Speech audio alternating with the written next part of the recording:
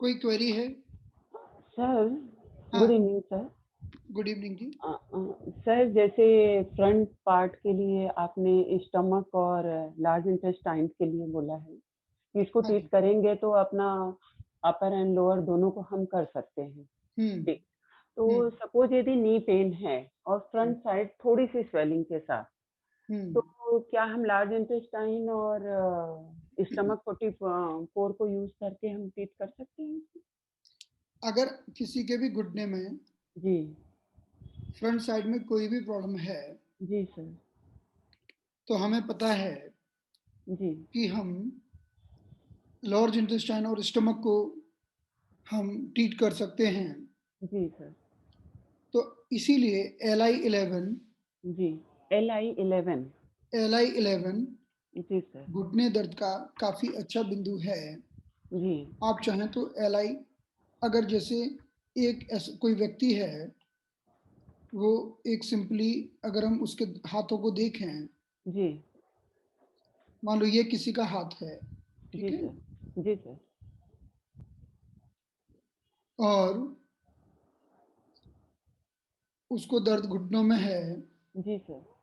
तो जैसे कि ये उसके दोनों घुटने हो गए। जी। अब बॉडी क्या होती है, इमेजिनेशन के सिद्धांत को फॉलो करती है। यस। अब घुटने में दर्द है, यस। तो घुटने में अगर आगे दर्द है, फ्रंट साइड में दर्द है, यस सर। तो हम या तो LI को ट्रीट करेंगे जी। या स्टमक को ट्रीट करेंगे, जी। क्योंकि ये दोनों यांगमिंग फैमिली को बिलोंग करते हैं। Yes sir. तो घुटने के लिए हम, घुटना चूंकि बीच में आता है, यस। तो हम बीच में ट्रीटमेंट दे दो, इधर LI11 दे दो, जी। वो भी ठीक है। और यदि लोकल पॉइंट के फॉर्म में यहाँ पर स्टमक का पॉइंट लगा दो, जी। और स्टमक मेरिडियन में ही हम पॉइंट देंगे, जैसे स्टमक 43 देंगे। जी। ये हम समझने वाले हैं। जो जी। कोई भी मेरिडियन होता है, उसमें एक बिंदु होता है जिसे हम बोलते हैं तीसरे नंबर का पॉइंट। जी। तो किसी भी मेरिड, जैसे स्टमक में पहले नंबर का पॉइंट है स्टमक 45, जी। स्टमक में दूसरे नंबर का पॉइंट है स्टमक 44, और स्टमक में तीसरे नंबर का पॉइंट है स्टमक 43। 43। Yes sir. तो प्रत्येक मेरिडियन में जो तीसरे नंबर का पॉइंट होता है, जी। उसके पास वो ताकत होती है कि वो पूरे मेरिडियन के दर्द को मिटा देता है। जी। तो अगर आपने सिर्फ स्टमक 43 लगा दिया, तो भी जी सर। घुटने का आगे का दर्द चला जाएगा। हल्की सी स्वेलिंग के साथ सर, हल्की सी स्वेलिंग भी हाँ, रहती है। तो उसके लिए हमें उस वो भी जाएगी, लेकिन हमें थोड़ी सी जी। और अप्रोच लगानी होगी, ओके सर। वो हम सीखेंगे, ओके सर। है ना।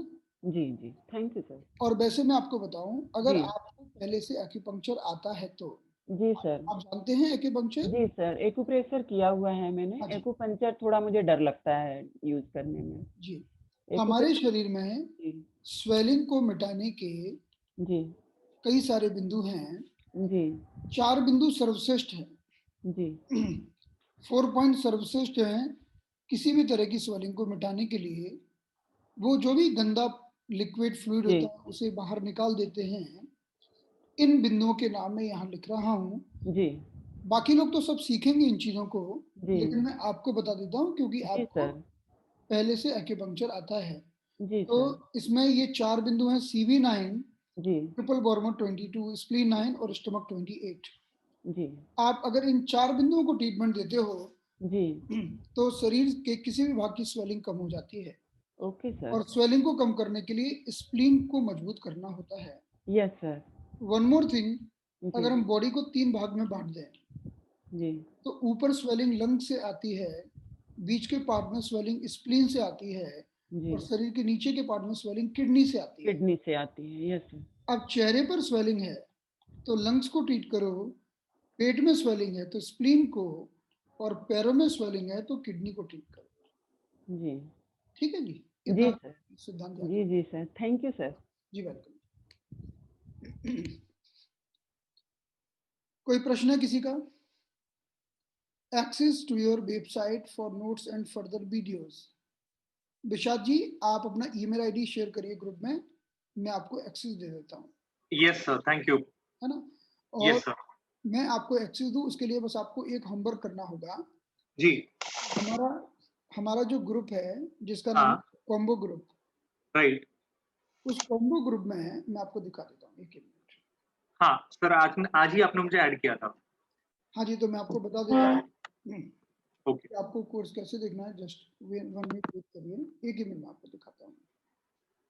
जैसे जब भी जैसे मैंने अपना मोबाइल खोला है, ठीक है? ओके। इसमें हम जैसे कॉम्बो ग्रुप खोलेंगे, हमारा कॉम्बो ग्रुप है, ओके? इस ग्रुप हाँ। में मैंने आपको ऐड किया है। राइट। तो ऊपर लिखा है 73 नंबर लिखा है ऊपर। हाँ। राइट। यहाँ पर क्लिक करेंगे तो ये खुल जाएगा HS73 final combo TCL। Correct. इसके नीचे एक लिखा है ये http://courses.sarmahemant.in, ओके? Website link. हाँ। हाँ, इस पर आपको क्लिक करना होगा। आप जैसे इस पर क्लिक करेंगे ना, हाँ। तो अब आप कौन सा फ़ोन यूज़ करते हैं? मेरा MI का है 6 हाँ प्रो। जी, तो यहाँ पर आपको एक मिलेगा, लिख कर आएगा कि इस ऐप को प्ले स्टोर से इंस्टॉल करिए, मास्टर हेमंत नाम ओके। है इसका। तो हाँ। आप इसको इंस्टॉल कर लीजिएगा। आपको क्या करना है, ये साइन अप दिख रहा है? साइन अप, हाँ। हाँ। आपको साइन अप पर क्लिक करना है। ओके। आपका नाम, ईमेल आईडी, फ़ोन नंबर और कोई भी अपने पसंद का पासवर्ड बना दीजिए। ओके। बस इतना आप कर लीजिए तो आपका नाम मेरी वेबसाइट पर आ जाएगा। फिर मैं क्या करूँगा, आपको इमीडिएटली विदिन 1 मिनट एक्सेस दे दूँगा। ओके। ओके। तो मतलब अगर मैं डेस्कटॉप से या लैपटॉप से मैं एक्सेस करना चाहूँ तो कर सकता हूँ या खाली ऐप से ही करना पड़ेगा? आप ऐप से भी कर सकते हैं, डेस्कटॉप से भी कर सकते हैं, किसी भी तरह से कर सकते हैं। बस आपको आपका पासवर्ड या ध्यान रखना होगा जो आप यहाँ नीचे डालेंगे। ओके। अगर ओके। पासवर्ड भूल गए तो मुझे फिर नया पासवर्ड बना के देना पड़ेगा। लेकिन आप ऐसा पासवर्ड डालिए जो आप ना भूलें। राइट। आईडी तो ठीक है, आईडी में तो आप फ़ोन नंबर डाल सकते हैं या ईमेल भी डाल सकते हैं, ठीक है? आईडी मतलब ये जो फुल नेम दिया है वहाँ पे? फुल नेम तो आपका जो भी नाम है पूरा, राइट। हाँ। जो आपको सर्टिफ़िकेट के ऊपर भी चाहिए वो पूरा नाम, राइट। फिर आपका ईमेल आईडी, फिर आपका फ़ोन नंबर। ओके। तो आईडी हो गया आइदर ईमेल और मोबाइल नंबर, दोनों में से किसी भी एक का आईडी के रूप में यूज़ कर सकते हैं आप। ओके। ओके। पासवर्ड जो आप बनाएँगे। करेक्ट। अगर आपने इन दोनों को याद रखा, तो आप ऐप में भी देख सकते हैं। ऐप में क्या होगा, 1 क्लिक में चालू हो जाएगा। लेकिन अगर ओके। आप डेस्कटॉप में देखते हैं, तो आपको जब भी आप देखेंगे, तो आपको अपना ये आईडी और पासवर्ड डालना पड़ेगा बस। आप डेस्कटॉप में भी देख सकते हैं। ओके। तो should I send you the mail ID also नहीं, बस सेपरेटली? आप ये कर लीजिए, फिर मुझे लिख के भेजिए कि मैंने साइन अप कर लिया है, मुझे एक्सेस दो, तो मैं आपको यहाँ से कोर्स की एक्सेस दे दूँगा। Fair enough. ठीक है। हाँ जी, थैंक यू सर। जी हाँ। और किसी को कुछ पूछना है?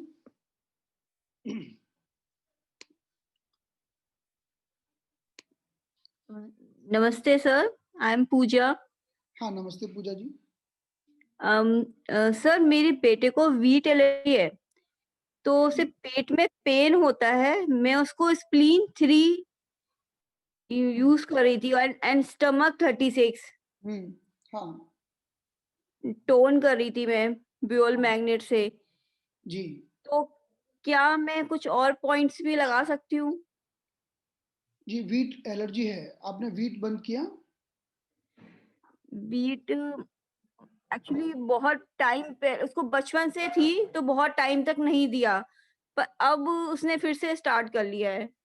जी, तो इसके लिए मैं आपको बता रहा हूँ, जब भी एलर्जी होती है तो क्या सिम्पटम पैदा होते हैं बॉडी में? अभी तक तो ठीक चल रहा था, पर अभी 1-2 दिनों से फिर पेन स्टार्ट हो जाता है, फिर सर में दर्द स्टार्ट हो जाता है। पेन पेट में होता है? हाँ, पेट में होता है। जी, तो देखिए हमारे शरीर में किसी भी तरह की एलर्जीज़ के लिए स्प्लीन तो अच्छी होती है, ये हम सब जानते हैं। हाँ जी। और अगर जो नहीं जानते हैं वो आगे चल के सीखेंगे इस बारे में। तो सबसे पहला हमें जो बिंदु लगाना होता है वो होता है स्प्लीन 4 और पेरिकार्डियम 6। सबसे ओके। पह सबसे पहले जो हम करते हैं, मतलब आप जो कर रहे हैं वो आप कर सकते हैं, वो अच्छा ही हुँ, है। लेकिन जब भी हमें किसी भी तरह का डाइजेस्टिव डिसऑर्डर ठीक करना है, किसी भी तरह का, चाहे वो कुछ खाने के कारण होने वाली एलर्जीज़ हैं या फिर वो पेट में गैस एसिडिटी इंडाइजेशन है। तो जो पहला बिंदु होता है उसे हम कहते हैं स्प्लीन 4। तो अब मेल को स्प्लीन 4 लेफ्ट पैर में लगाते हैं। तो ओके। आपका लड़का है ना, हाँ जी। तो वो उसको हम लेफ्ट पैर में स्प्लीन, अगर फीमेल होती है ना तो उसको राइट में लगाते हैं, लेकिन मेल की बात करें तो उनको हम हमेशा ये लगाते हैं लेफ्ट पैर में। तो हम क्या करेंगे, ये स्प्लीन 4 लगा देंगे। आप इस इमेज में देख सकते हैं स्प्लीन 4 ये लगाएंगे लेफ्ट पैर में, और पेरिकार्डियम 6 आप लगा देंगे उसके क्रॉस में, क्योंकि पेरिकार्डियम 6 हमारे पेट की गर्मी को, एसिडिटी और एलर्जीज को ठीक करने का सबसे अच्छा बिंदु है। हमारी कलाई से 3 अंगुल ऊपर पाया जाता है, ये आप बीच में देख सकते हैं, हाँ जी। है ना। तो अगर आपकी कलाई ले लो तो वहां से 3 फिंगर अगर आप ऊपर जाते हो यहाँ से, सो 1 फिंगर, 2 फिंगर और 3 फिंगर, जिसे हम 2 चुंबी कहते हैं, वहां पर पेरिकार्डियम 6 पाया जाता है। तो आपने लेफ्ट पैर में लगाया उसको स्प्लीन 4, और राइट साइड में उसको लगा दिया आपने पेरिकार्डियम 6। अब इतना करने के बाद अब तो ये तो हमने एक उसकी सेंट्रल एनर्जीज को बैलेंस कर दिया। अब लगाएंगे हम जो भी आप लगाते हैं, जैसे स्टमक 36, है ना। हाँ इसके जी। अलावा हमें स्टमक 37 भी लगाना है और स्टमक 38 भी लगाना है ना। ऐसा हम समझेंगे, ऐसा क्यों करना है आगे चल के हम समझेंगे। अभी मैं आपको मोटे मोटे तौर से समझा दूं कि ऐसा क्यों करना है। ऐसा करने का कारण ये है कि ये स्टमक है, फिर ये छोटी आंत है, फिर उसके बाद ये बड़ी आंत है। तो स्टमक का पॉइंट है स्टमक 36, छोटी आंत का पॉइंट है स्टमक 37 और बड़ी आंत का पॉइंट है स्टमक 38। तो अगर हमने तीनों लगा दिए तो हमने पूरे डाइजेस्टिव ट्रैक्ट को कंट्रोल में कर लिया। तो ये हम कर लेंगे। और स्टमक का ही एक आखिरी बिंदु होता है जिसे हम कहते हैं स्टमक 43, वो भी हम लगा देंगे। स्टमक मेरिडियन में हमने इतने बिंदु लगा दिए, और उसके साथ ये हमें प्राइमरी करना है, लेकिन एक दो बिंदु और भी लगाने होंगे। आप ऑलरेडी प्रैक्टिस करते हैं एक्यूप्रेशर की, हाँ जी। तो ये इतना तो क्लियर हो गया आपको पूरा। हाँ जी। सर आपसे टोंग का भी कोर्स किया हुआ है तो और बस फिर अभी तो बात ही खत्म होगी, फिर तो 11.01 और 11.02 लगाना है। अभी मैं आपको सिखाने वाला हूँ, बस इतना करते ही ठीक हो जाएगा सर। 11.01 है, 11.02। ये सिखाना बाकी है। हाँ, फिंगर में आ जाएंगे तो सर। हाँ जी, हाँ जी, ये बाकी है सिखाना। ये जैसे हमारा, ये अभी बता देता हूँ, ये इंडेक्स फिंगर है, ठीक है। हाँ जी। तो इंडेक्स फिंगर में हमारे अंदर जो एक बोन होती है, ये बोन है मानो इंडेक्स फिंगर की, सॉरी 3 बोन होती है ना, एक ऊपर, हम्म। एक बीच में और एक नीचे। 3 हड्डियां होती है ना हमारी हाँ उंगली में। जी। हाँ। तो हड्डी के बॉर्डर पर आपको पॉइंट लगाने हैं। ये हड्डी के बॉर्डर पर आपको 1 2 3 ये पॉइंट लगा देना है। अभी मैं आपको 3 बता रहा हूँ ताकि आपको समझने में आसानी हो, बाद में मैं आपको एक्यूरेट बताऊंगा, है ना। ये 3 बिंदु डाइजेशन के लिए बहुत अच्छे होते हैं, क्योंकि इस उंगली को हम लार्ज इंटेस्टाइन की फिंगर कहते हैं। हम्म। ये आपको लेफ्ट में लगाना है, और जो मैंने आपको बताए पॉइंट पैर वाले वो भी लेफ्ट में लगा दीजिएगा। आप देखेंगे कि उसकी एलर्जीज में उसको काफी फायदा मिल गया। अब आपने तो मास्टर टूम का भी किया है, तो मास्टर हाँ टूम जी। में तो हमारी और भी अप्रोच अवेलेबल है। लोअर 3 एम्परर, लोअर 3 एम्परर आप लगाइए साथ में, बस हो गया काम, इतना करिएगा, ओके। ठीक है। हाँ और ये स्टमक के पॉइंट बियोल मैग्नेट से लगाने से, हाँ, चलेगा चलेगा, बियोल में भी लगा सकते है हैं। ना। और ये हैंड में निडल से। अगर पैर में लगा रहे हैं तो निडल लगा दीजिए, बियोल में लगा रहे हैं तो आप मैग्नेट लगा दीजिए। हम्म। Thank you sir. हाँ जी, थैंक यू। वेलकम।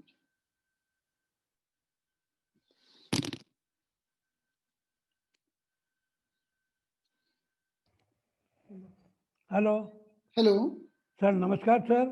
नमस्कार मैं सत्यनारायण। सत्यनारायण नवाल बोल रहा हूँ भीलवाड़ा से। हाँ, बोलिए सत्यनारायण जी। मेरे लेफ्ट पाँव और राइट पाँव में, घुटनों में बहुत ज़्यादा गैप हो गया है। दोनों में मतलब काफ़ी कर्लिंग आ गया है, टेढ़े हो गए हैं। क्या ये एक्यूप्रेशर से सीधे हो सकते हैं? जी हाँ, इसके क्या पॉइंट्स होंगे सर? आपके दोनों पैरों के घुटने कर्व हो गए हैं, ठीक है, और ये पेन दी। कर्व हो गए हैं, और थोड़ा सा घुटनों के बीच में गैप भी पैदा हो हाँ, गया। घुटने में गैप भी है। हाँ, हाँ, बहुत टेढ़ा पड़ता है। इसको हम ये एक तरह का ऑस्टियोआर्थराइटिस ही है आपका। तो आपने क्या क्या अध्ययन किया हुआ है, किस बेस पर आपको बताऊं? एक्यूपंक्चर जानते हैं आप? बिल्कुल, एक्यूप्रेशर जानता हूँ मैं, आप, आयुर्वेदिक और आपने हमारे कुछ वीडियो देखे हैं पहले, ताड़ी प्लस स्ट्रीम वगैरह वाले? कुछ देखे तो थे मैंने शुरू में आपके। हमने प्रोटोकॉल बताया था कैसे बनाना है। प्रोटोकॉल आप बोलो, मैं लिख लेता हूँ। इसमें क्या होता है कि एक आध प्रोटोकॉल तो हम अभी बना देंगे, लेकिन कंडीशन के अनुसार थोड़ा प्रोटोकॉल में बदलाव भी करना पड़ सकता है। हमने समझाया था हमारे वीडियोस में ताड़ी प्लस स्ट्रीम, उसके आगे भी समझाया था, लेकिन अभी मैं इतना ही बता देता हूँ। DU20 वो हमारा ट्रैंकुलाइजर पॉइंट है, LI4 और स्टमक 44 और स्टमक 43, ये आपको 3 बिंदु लेना है। LI4, ST44, ST43 जी, UV40, GB40, इन्फ्लुएंशियल पॉइंट में UV11, गॉल ब्लैडर 34 UV11, लेना है। GB34। आपको घुटने में दर्द भी होता है? दर्द भी है सर। फ्रंट में, बैक में, इनर साइड में, आउटर साइड में, कहाँ पर है? साइड में, अंदर या बाहर? अंदर की तरफ, हड्डियों के अंदर। जी, तो आपको स्प्लीन 3 पॉइंट भी लेना होगा। बस इतना स्टार्ट। अब क्या होता है, आपकी एज कितना है? मेरी एज 80 है सर। 80। हाँ, 80। तो ये आपका प्रोटोकॉल नंबर 1 हुआ। हम्म आपको ठंडी लगती है कि गर्मी लगती है ज्यादा? मौसम के अनुसार सब ठीक रहता है। बॉडी थोड़ी कोल्ड तो नहीं रहती है? नहीं, दुबले नॉर्मल पतले हैं बॉडी। कि मोटे हैं थोड़े से? हम्म वजन थोड़ा है कि ज्यादा है? वजन मेरा 70 kg। 70 किलो है आपका वजन? अच्छा, आपको ठंड बिल्कुल नहीं लगती है? मतलब मैं कंपेयर, नॉर्मल मौसम के अनुसार है, ऐसा कुछ भी नहीं है। न ज्यादा गर्मी है, न ज्यादा सर्दी है। ठंड में दर्द बढ़ता है? हाँ, ठंड में थोड़ा दर्द बढ़ता है, तो बदन का असर पड़ता है। प्रोटोकॉल नंबर दूसरा लिखिए, जिसे हम कहते हैं हाँ, बोलिए सर। किडनी यांग डेफिशिएंसी। किडनी यांग K3, deficiency. K7, governing vessel 4, UV23। A34, CB4, UB23। आपने एक्यूप्रेशर कहाँ से सीखा है? मैं इलाहाबाद के हाँ, समझ गया, इसीलिए मैं बता रहा हूँ, वहां पर इसको 37 बोलते हैं, और कहीं से, UB33। है ना? तो K3, K7, governing vessel 4, UV23, urinary bladder 37। आपको ये बिंदु हैं, इनको टोनिफाई करना है। ये टोनिफाई करना है और सर। आपको बीपी तो नहीं रहता? नो सर, रहता है? Any problem. मतलब गोली भी नहीं खाते हैं? नहीं, बिल्कुल कुछ भी नहीं, नथिंग। SI3 और UV62, बस हो गया काम। SI3 और UB62। ये प्रोटोकॉल आपकी पूरी हड्डियों को मजबूत कर देगा। ये भी टोन ही करने सर, सारे SI3 UB62। सारे पॉइंट हम करना है। Thank you sir. सर, इसके ऊपर का जो आपने प्रोटोकॉल लिखा है, can we just note that down please? ये ऊपर वाला यस सर। ट्रांक्विलाइजर है, एनाल्जेसिक है, और ये नीचे क्या है? D distal point. Distal point. Okay. क्या सर, अगर मैं बड़ौदा हूँ तो मेरा इलाज हो सकता है? क्या जरूरत है आने की? हम यहाँ से बैठे बैठे आपको बताते जाएंगे, आप करते जाइएगा। अच्छा, तो पहले ये प्रोटोकॉल नंबर 2 काम करूँ या फर्स्ट का वाला पहले करना? 2 से कर लीजिए। सेकंड वाला पहले करना? हाँ जी, हाँ जी, क्योंकि आपकी उम्र 80 साल है ना। हाँ सर। तो वैसे देखा जाए तो 80 साल में ये तो नेचुरली है कि थोड़ा सा बोन्स का डिजनरेशन होगा, तो हम बोन को रीजनरेट कर लेते हैं। सेकंड प्रोटोकॉल अगर आपने सही लगाया तो लगाने के आधा घंटे के बाद आपको लगेगा कि यार दर्द चला गया। अच्छा 30 मिनट के अंदर आपको लगेगा। मैं मैग्नेट की बात कर रहा हूँ, हाँ मैग्नेट मैं लगाई मैग्नेट की है। बात कर रहा हूँ। बियोल निडल, लगाए स्टार लगाए? हाँ बियोल लगा लीजिए, कोई प्रॉब्लम। बियोल लगा देते हैं। हाँ जी। और ये पहला प्रोटोकॉल, ये भी बहुत जबरदस्त है, लेकिन आप दूसरे से स्टार्ट करिए क्योंकि आपकी एज 80 साल है, तो हमारा मेन फोकस आपकी हड्डियों की ताकत बढ़ाना है। हाँ, ठीक है, वही ज्यादा जरूरी है मेरे लिए। जी हाँ, जी हाँ, जी बिल्कुल। हेलो, बहुत बहुत थैंक यू सर। SP3। हाँ जी, मैंने इसमें SP3 लिखा है।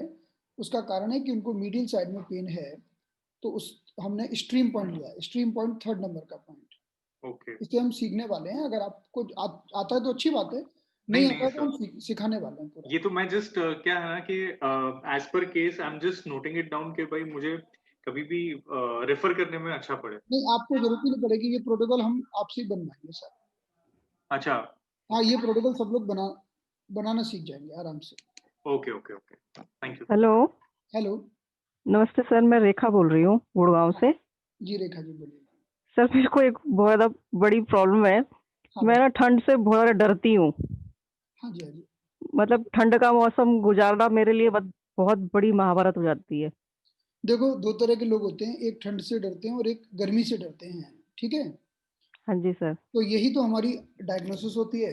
इसे बोलते हैं कोल्ड इंटॉलरेंस, की सर्दी ठंड से क्यों डरते हैं आप। ठंड से डरने का एक ही कारण है, अगर कोई व्यक्ति है ना आग से जल जाए, है ना, हाँ जी, तो हाँ आग जी। से डरेगा। किसी को बिजली का झटका लग जाए तो बिजली से डरेगा। आप ठंड से क्यों डरते हैं? क्योंकि ठंड आपको नुकसान पहुंचाती है। इसे कोल्ड इंटॉलरेंस बोलते हैं। आपकी बॉडी में कोल्ड ज्यादा है। आपको जब भी हमारी बॉडी में कोल्ड ज्यादा होता है तो थोड़ा सा हड्डियों में भी दर्द होता है आपको।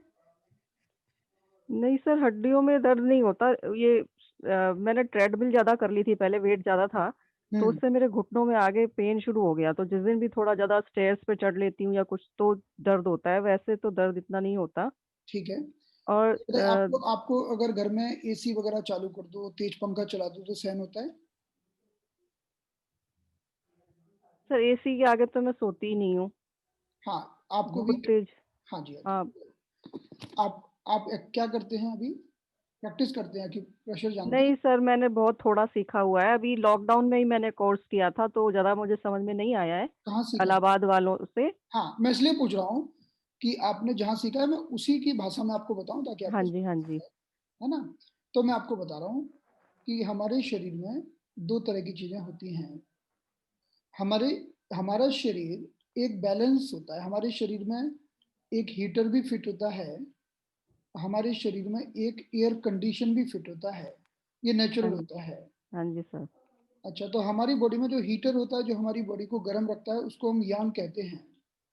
और हाँ हमारे जी, शरीर का जो एयर कंडीशन होता है, जो हमारे शरीर को कूल रखता है, उसे हम यिन yin, कहते हैं। हाँ जी, तो हमारे शरीर में माना कि ये तो हमारा हीटर है, सपोज ये हमारा हीटर है, इतनी गर्मी है, और माना कि ये हमारा एसी है, दोनों एकदम बैलेंस हैं, तो हम बोलते हैं कि अब हम बैलेंस कंडीशन में हैं।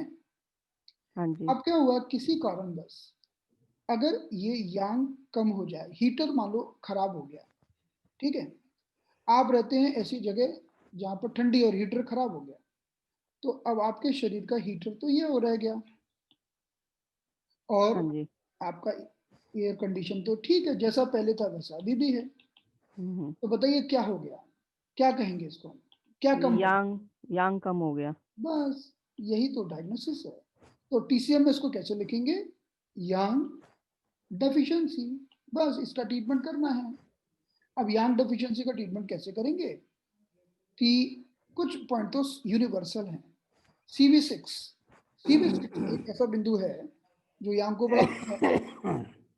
किडनी 3, किडनी 7, दो बिंदु बहुत ही गजब के हैं जो यांग को बढ़ाते हैं। और गवर्निंग वेसल 4, इन 4 बिंदुओं को आप मॉक्सा करिए, बस। आपको बीपी हाई होता है? नहीं सर, और तो मेरी तबीयत ठीक रहती है, बीपी वगैरह कभी हाई नहीं रहता। बस, तो आप है ना एक तो मुझे SI3। ये नहीं पता कि मोक्षा होता क्या है। हाँ जी, आप SI3 और UV62, इन दो पॉइंट्स, यानी आपको सारे पॉइंट्स को टॉनिफाई करना है, ये तो जानते अच्छा, हैं आप। हाँ जी, हाँ जी। आप इतना कर लीजिए, सारे पॉइंट को टॉनिफाई कर लीजिए, तो अगर आपने सही ढंग से किया, आपकी बॉडी का जो यांग बैलेंस हो जाएगा और जो थोड़ा बहुत घुटने का दर्द है वो भी चला जाएगा इसी से। सर लेकिन एक बात और है कि मुझे गर्मी भी बहुत ज्यादा लग जाती है। जैसे मान लीजिए मैंने कुछ गर्म खा ली, चाय पी ली अदरक वाली या कुछ, तो मुझे मतलब मेरी तबीयत खराब हो जाएगी। खाना खाने के बाद मैंने मिर्च वाला खाना खा लिया, मेरी तबीयत खराब हो जाएगी। लेकिन वो और गर्मी मैंने गर्मी पेट में लगती है ना। नहीं सर। तो आपने जैसे कुछ खाया गरम, आपने गरम कुछ खाया और वो खाना आपके पेट में गया और फिर आपको तकलीफ होती है ना। गरम तासीर वाला, ये मतलब वैसा गरम खाना। मैं समझ गया। लेकिन चलो आपको अगर आपको चॉइस हो कि एक कमरा है जो फुल एयर कंडीशनड है एकदम ठंडा, और एक दूसरा कमरा है जहां सूरज की हल्की हल्की रोशनी आ रही है, आप किस में बैठना पसंद करेंगे सुबह के सर समय? हाँ, हाँ जी सर, वो उसी में सूरज वाले में ही। हाँ, तो इसको हम यांग डेफिशिएंसी कहते हैं। अब रही बात खाने की, वो इंटरनल पैटर्न अलग होता है ना, वो अलग चीज होती है। जिनको यांग डेफिशिएंसी होती है ना, वो भी कुछ पचा नहीं पाते हैं, क्योंकि खाने को पचाने के लिए अग्नि चाहिए, अग्नि है ही नहीं, तो आपको खाना ठीक से डाइजेस्ट नहीं होगा। अगर थोड़ा सा भी आपने एक अलग वो खाना खा लिया, तो इंटरनल केमिस्ट्री अलग होती है, बस एक्सटर्नल केमिस्ट्री अलग होती है बॉडी की। अभी आपको सबसे पहले थोड़ी सी अपने शरीर की यांग को इम्प्रूव करना होगा, तो आपका ठंडी से डर भी निकल जाएगा। Okay, thank you sir.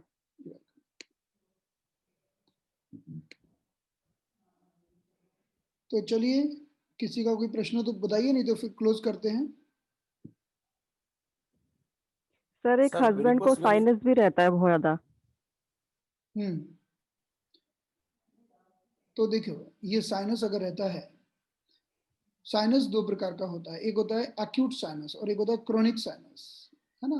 हाँ जी। तो साइनस को हम एक्यूपंक्चर में क्या बोलते हैं कि या तो ठंडी हवा का आक्रमण, जिसे हम बोलते हैं attack, invasion of wind cold, हाँ जी। या बोलते हैं गर्म हवा का आक्रमण, जिसे हम बोलते हैं invasion of wind heat.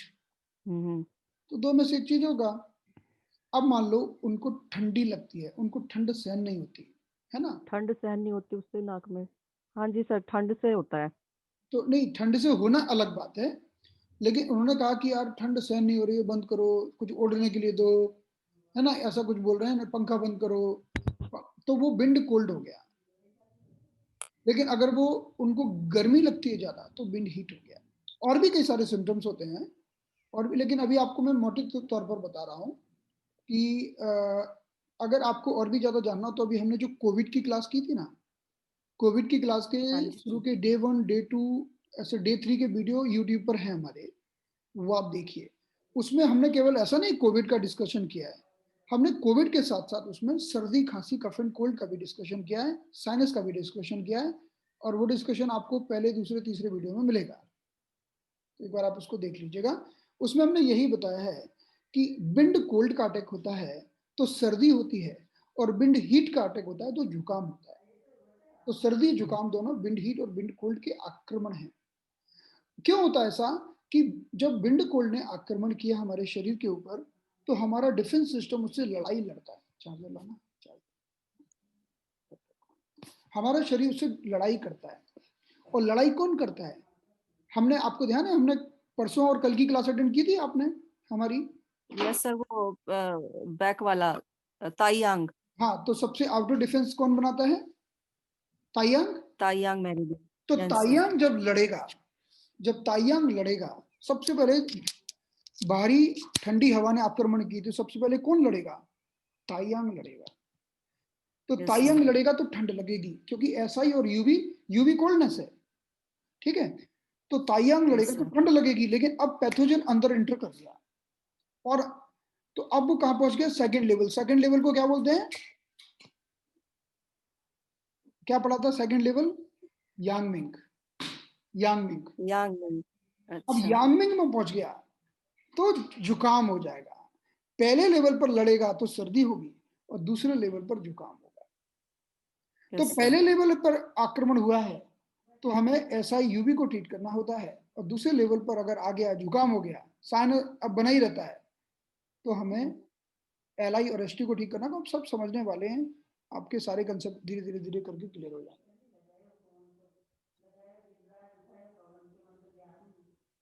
Sir मेरा एक क्वेश्चन है। हाँ सर जो बॉडी में स्वेलिंग रहती है, फुल बॉडी स्वेलिंग, आईज के नीचे पफिनेस रहती है, हाँ तो सर ये भी यांग डेफिशिएंसी में ही आएगा? ना, अगर हमारे शरीर को 3 भागों में हमें बांटते हैं, स्वेलिंग अगर अपर पार्ट में है, जैसे मैंने अभी आपको एक इमेज में दिखाया था, अगर अपर पार्ट में स्वेलिंग है तो लंग्स के कारण होती है, मिडिल पार्ट में स्वेलिंग है तो स्प्लीन के कारण होती है, और लोअर पार्ट में स्वेलिंग किडनी के कारण होती है। अब मान लो मिडिल पार्ट में स्वेलिंग है तो हम बोल सकते हैं यांग कम हो गया है, लोअर पार्ट में तो भी यांग कम हो गया है, लेकिन अपर पार्ट में जब स्वेलिंग आती है तो कई बार उसका कारण होता है। जैसे उदाहरण के लिए माना मैंने कि आपका नाम क्या है? कविता आड़तिया सर। कविता जी, है ना? जी सर। उदाहरण के लिए माना मैंने एक बार मान ला कि आप लंग्स हैं, आप लंग्स ही हैं, ठीक है? जी जी। अब आपको क्या हुआ कि स्प्लीन ने खूब सारा फ्लूइड दिया आपको, लंग्स को। जी जी। अब आपने फ्लूइड को ले लिया, है ना? वो जी। दिया किसने? स्प्लीन ने दिया। अब लंग्स का काम ओके। क्या होता है? उस फ्लूइड को डाउनवर्ड भेजना, उस फ्लूइड को जो भी प्यूरिफाई करना, उसमें से जो जो उसको और कुछ काम करना था वो कर लेना, और उस फ्लूइड को सारा का सारा नीचे भेज देना। कहाँ पर? किडनी के पास।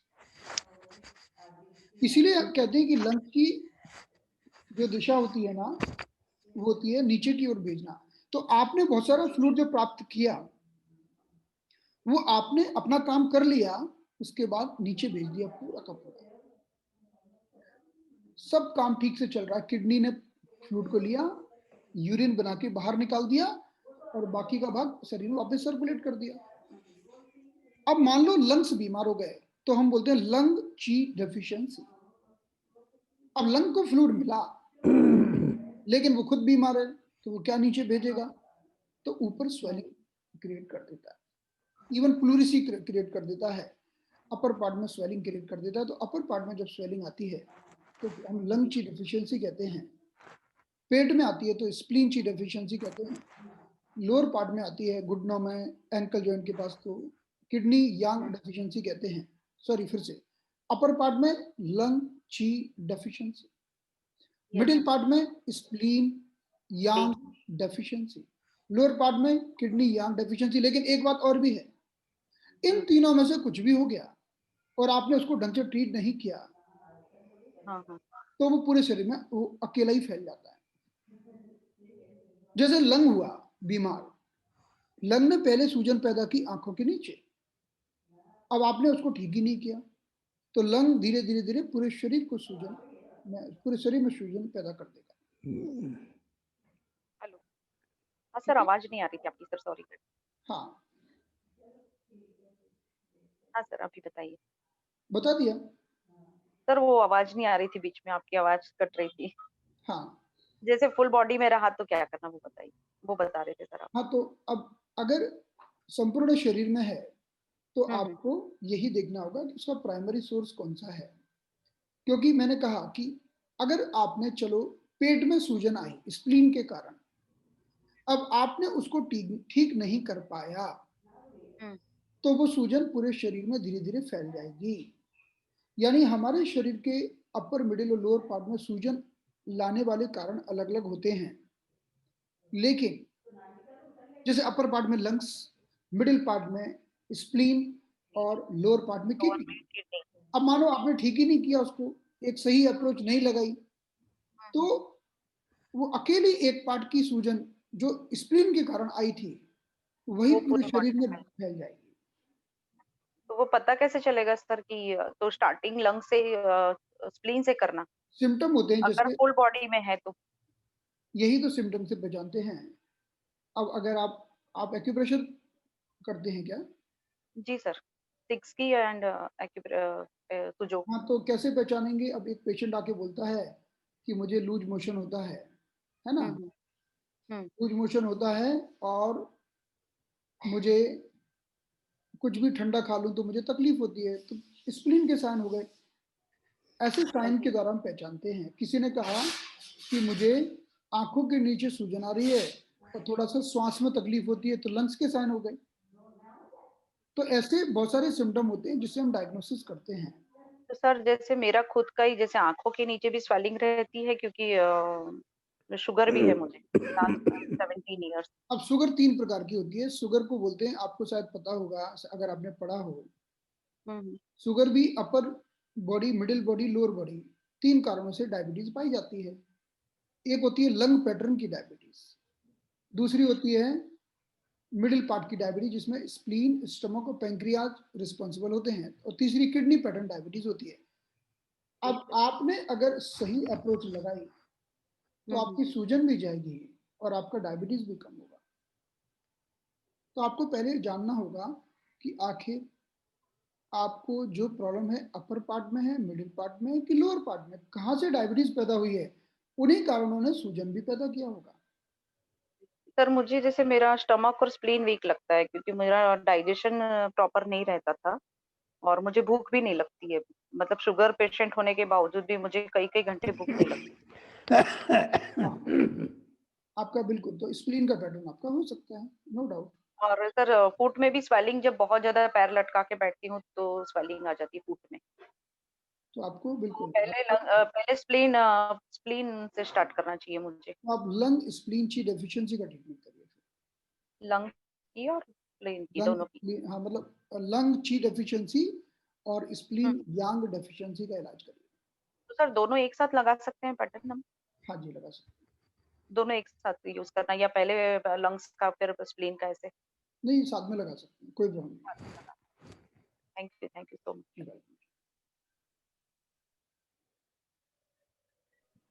सर हाँ, मैंने रजिस्टर कर दिया है। विशाल जी, विशाल यस कौन? विशद जी, आपको मैंने ग्रुप में ऐड भी कर दिया विशाल जी। हाँ, तो आपने जैसे मुझे बताया था साइन अप करने के लिए, तो वो मैंने कर दिया। तो बस अभी जैसी मीटिंग होगी मैं आपको उसमें इनरोल, 1 मिनट का काम है मेरे लिए। हाँ, कोई बात जैसे हमारी मीटिंग क्लोज होगी मैं आपको श्योर कोई बात नहीं दे दूंगा उसमें access. Yes, at your convenience. Sir नमस्ते सर, मैं सुभाष बोल रहा हूँ हैदराबाद से सर। हाँ, सुभाष जी। वेरिकोस वेन्स के बारे में बताइए। देखो, वेरिकोज वेन्स क्या होती है, हमारी जो शरीर की जो पाइपलाइंस हैं जिनमें खून बहता है, उन पाइपलाइंस में वन वे डोर्स होते हैं। वन वे डोर, एक वन वे डोर यानी जैसे हम जाते हैं ना रोड पे जाते हैं तो केवल वन वे होता है। वन वे मतलब एक रास्ते से ही हम जा सकते हैं। ऐसे ही हमारी उन पाइपलाइंस में, उन आर्टरीज में, उन वेन्स में केवल वन वे का फ्लो होता है ब्लड का। क्यों होता है वन वे? क्योंकि उनके अंदर वॉल्व्स होते हैं, वॉल्व। और वो जो वॉल्व होते हैं ना, वो मसल्स के बने होते हैं। तो वो खुलते हैं तो ब्लड निकल जाता है ऊपर, फिर बंद हो जाते हैं तो ब्लड कभी भी नीचे नहीं आ पाता। तो जब वो वॉल्व खराब हो जाते हैं, जैसे मानो कि आपके घर का दरवाजा खराब हो गया, तो आप जब उसको पूरा बंद कर रहे हो तब भी इतना खुला रह गया, तो ब्लड लौट लौट के आएगा ना। तो हमें उन वॉल्व को ठीक करना होता है, और उसको ठीक करने के लिए हमें स्प्लीन को ताकत देनी होती है, क्योंकि स्प्लीन हमारे बॉडी की सारी मसल्स को ताकत देती है। चाहे वो हार्ट हो, हार्ट भी मसल्स का बना है, चाहे हमारी बॉडी के डिफरेंट मसल्स हो, और चाहे वो वॉल्व्स हो। तो वेरिकोज वेन्स का जो डायग्नोसिस है उसे हम कहते हैं स्प्लीन की ऊर्जा सिंक हो गई है, स्प्लीन ची सिंकिंग। तो इसीलिए जब हम स्प्लीन पर ट्रीटमेंट देते हैं, जैसे कि स्प्लीन 3, 6, स्टमक 36 एंड CV12, ये मुख्य बिंदु हैं उसके। तो और इसके अलावा मैं लिख देता हूं,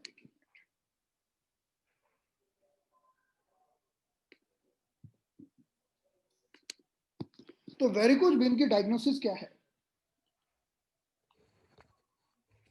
वेरिकोज वेन को कहते हैं हम स्प्लीन ची सिंकिंग, स्प्लीन की ऊर्जा का सिंक हो जाना। तो स्प्लीन की ऊर्जा को बढ़ाने के लिए हम स्प्लीन 3, स्प्लीन 6, CV और स्टमक 36, इन 4 बिंदुओं को मॉक्सा भी कर सकते हैं, टोनिफाई भी कर सकते हैं, मतलब ये करते हैं हम इनको। नंबर 2, लेकिन ये तो बिंदु है स्प्लीन की ऊर्जा को बढ़ाने के, स्प्लीन की ऊर्जा बहुत कम हो गई है, तो हम एक बिंदु और लेते हैं जिसे बोलते हैं DU20, इसको टोनिफाई करते हैं और मॉक्सा भी करते हैं DU20 को। तो ये हमारे मुख्य बिंदु हैं, बस इन्हीं को हम रेगुलर करते रहते हैं, तो धीरे धीरे धीरे करके स्प्लीन की ताकत ठीक हो जाती है। हमारे शरीर में जो ब्लड वेसल्स के अंदर, वेन्स के अंदर वॉल्व पाए जाते हैं, वापस उनकी ताकत बढ़ जाती है और वेरिकोज वेन कम होना चालू हो जाता है। सुभाष जी, आप तो मास्टर ऑफ एक्यूपंक्चर भी जानते हैं, इसलिए आप लोअर 3 एम्परर का प्रयोग कर सकते हैं। लोअर 3 एम्परर का प्रयोग कर सकते हैं स्प्लीन की ताकत को बढ़ाने के लिए, और साथ ही साथ आप 88.01, 02, 03 का प्रयोग कर सकते हैं हार्ट की ताकत को इंप्रूव करने के लिए। इतना करिए बस, इससे आप देखेंगे। और ये तो हमारे TCM का प्रोटोकॉल है। ये 4 बिंदु तो फेमस हैं स्प्लीन की ताकत को बढ़ाने के लिए, और DU20 इसलिए क्योंकि ऊर्जा सिंक हो गई है और उसको हमें लिफ्ट करना है। तो इन बिंदुओं की मदद से आप कर सकते हैं।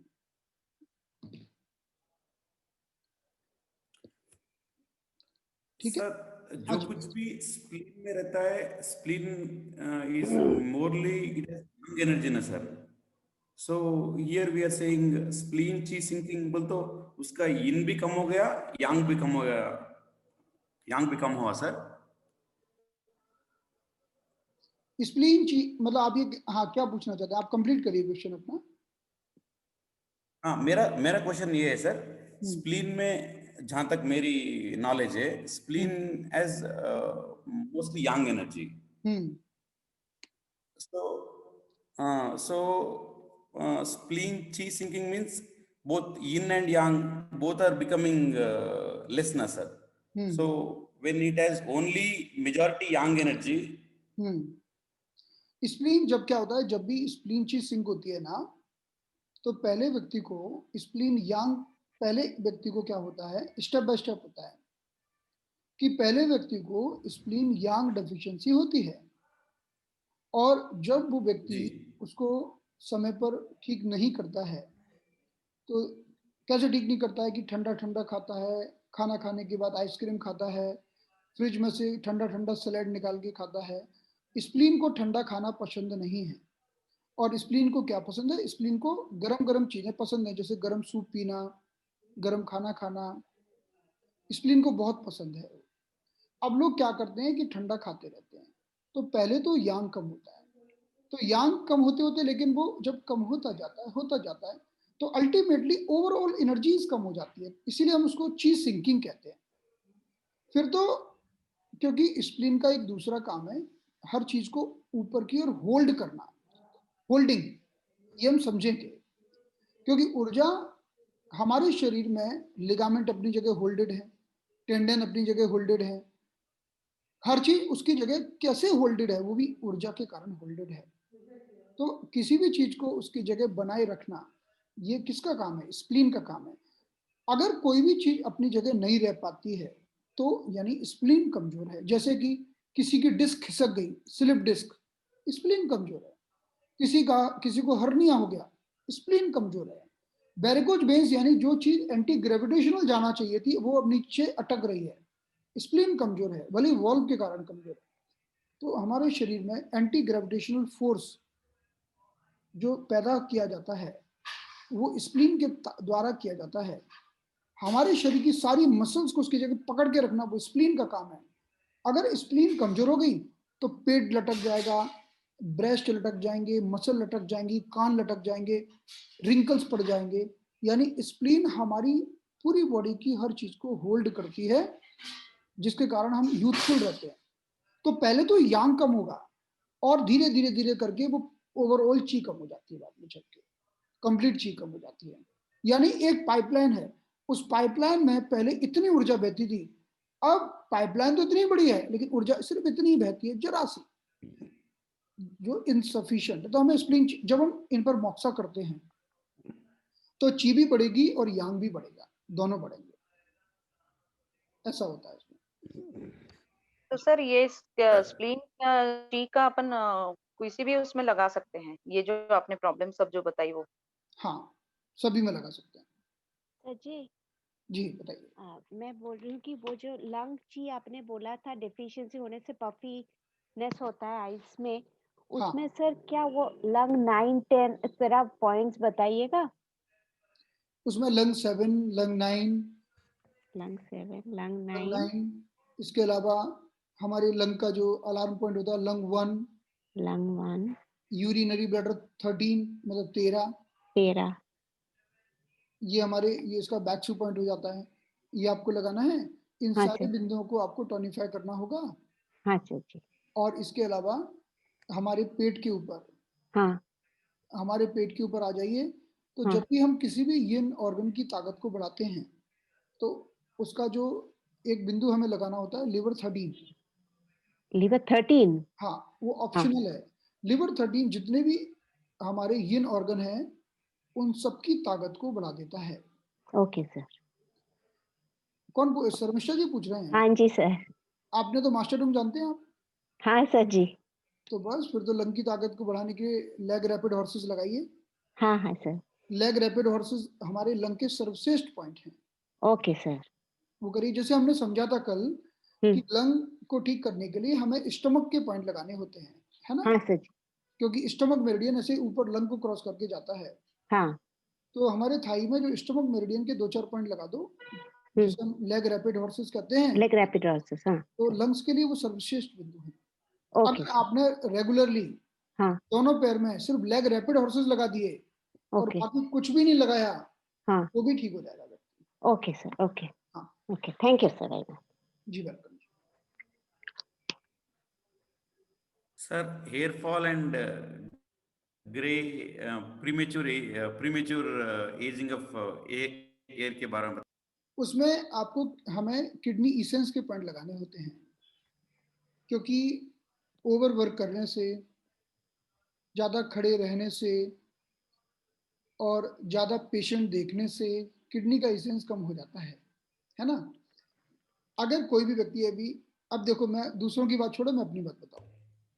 मैं अभी 2 साल से नहीं, मैं 2 साल के पहले तक एक दिन में 120 पेशेंट देखता था, सुबह से लेकर रात तक 120 पेशेंट एवरी डे। और हर पेशेंट का बीपी चेक करना है, हर पेशेंट की हिस्ट्री लेना है, हर पेशेंट को की कहानी सुनना है और उसको प्रिस्क्रिप्शन बना के देना है, उसको आयुर्वेद की मेडिसिन लिखना है और उनमें से कुछ को एक्यूपंक्चर देना है। 120 पेशेंट इन ए डे। तो मैंने देखा कि मेरा किडनी सेंस खुद मेरा कम होता जा रहा है। अच्छा, इतना ही नहीं, अब हमारे कई फ्रेंड्स हैं जो दिन भर खड़े हो रहते हैं, जो लेक्चरर्स हैं, जो 8-8 घंटे खड़े होकर लेक्चर लेते हैं, तो धीरे धीरे उनका किडनी सेंस कंज्यूम हो जाता है। कई लोग हैं जो कंप्यूटर पर काम करते हैं, दिन में भी करते हैं, पूरी रात को भी करते हैं, करते रहते हैं, तो उनका भी किडनी सेंस कंज्यूम हो जाता है। तो अब और भी कई कारण होते हैं किडनी सेंस कंज्यूम होने के। एक तो कारण ये है, और भी कई कारण होते हैं, जैसे कि किसी को जॉइंटिस या टाइफाइड ऐसा कुछ हुआ और कई प्रकार की मेडिसिन होती हैं, जैसे एमोक्सिसिलिन के अलावा भी कई मेडिसिन होती है जो हमारे स्कल्प की स्किन को प्लास्टिक कर देती हैं। तो बाल झड़ जाते हैं, लेकिन फॉलिकल्स में रूट बने रहते हैं कई वर्षों तक। सही इलाज किया जाए तो निकल आते हैं बाल वापस। लेकिन कई बार तो हमने देखा है, लोग सोच लेते हैं कि मेरे तो बाल गए, जबकि रूट होते हैं, लेकिन वो मान लेते हैं कि अब तो मामला खत्म। तो अगर आपको वर्क करना है तो आप किडनी इसेंस के पॉइंट लगाइए। बस किडनी इसेंस के पॉइंट लगाकर आप, अभी तो हमने हमारी कॉस्मेटिक में एक ट्रीटमेंट भी सिखाया था, माइक्रो निडल। माइक्रो निडल भी हेयर के लिए बहुत अच्छा है। आप हैं क्या कॉस्मेटिक में, है क्या आप? नहीं सर, उसमें नहीं है। तो एक माइक्रो निडल, चलिए ठीक है, एक ट्रीटमेंट होता है जिसको हम माइक्रो निडल ट्रीटमेंट कहते हैं। देखिए, जो नहीं पता उसको भूल जाइए, आप किडनी इसेंस के पॉइंट लगाइए, वो सबसे बेस्ट है। और हमने कई लोगों को किडनी इसेंस के पॉइंट लगाए तो उनको फायदा मिला, है ना? क्योंकि आयुर्वेद में भी कहते हैं, आयुर्वेद में भी क्या कहते हैं कि बाल बनते हैं मज्जा से। मज्जा यानी बोन मैरो। बोन मैरो से बालों का निर्माण होता है ना? और ये भी लिखा है कि बोन मैरो से ब्रेन का निर्माण होता है। तो बोन मैरो बोन के अंदर पाई जाती है और जिसको ताकत देती है हमारा किडनी। किडनी जितनी मजबूत होगी, बोन मैरो उतनी अच्छी होगी, आपके बाल और आपका ब्रेन उतना अच्छा होगा, है ना। ये कर सकते हैं, इतना करिए। तो सर किडनी एसेंस में बहुत ज्यादा पॉइंट है, तो वो पूरे लगाना या जो आपने 4-5 पॉइंट बताए थे वही लगाना? 10 ही तो पॉइंट है बस, 10 पॉइंट है बस, बहुत ज्यादा कहाँ है। हाँ वही 10 दोनों हाथों में लगेंगे ना। आप ऐसा कर सकते हो कि आप एक बार में एक ही हाथ में लगा दो, है ना, एक दिन में साथ में लगा दो, एक दिन में साथ में लगा दो। अगर आपको कम लगाने, पूरे 10 के 10 लगा दो। सर हाँ जी सर, आपको याद होगा कि शायद से आप भूल गए रहेंगे, लेकिन मैंने आपको एक सजेशन भी दिया था कि you know if someday you can come up with a course of anatomy and physiology, तो वो एक सजेशन है हमारी मतलब मेरी तरफ से, बिकॉज वो बहुत इम्पोर्टेंट है। हाँ, वो सजेशन मुझे याद है। आपके अलावा और भी कई लोगों ने दिया मुझे। उसमें प्रॉब्लम एक ही है। उसमें प्रॉब्लम क्या है कि वो कोर्स बहुत लंबा चलेगा। राइट राइट वो राइट। कोर्स इतना लंबा चलेगा ना कि और क्या होता है मैं आपको बताऊं कि जैसे अभी तक मैं 3 कोर्सेज लेता था एक दिन में, अब मैंने सोच लिया अब मैं 2 ही कोर्सेज लूंगा, क्योंकि 3 कोर्सेज ले रहा था क्योंकि लॉकडाउन था। लॉकडाउन में हम भी घर पर थे और अभी क्लिनिक चालू हो चुका है ना।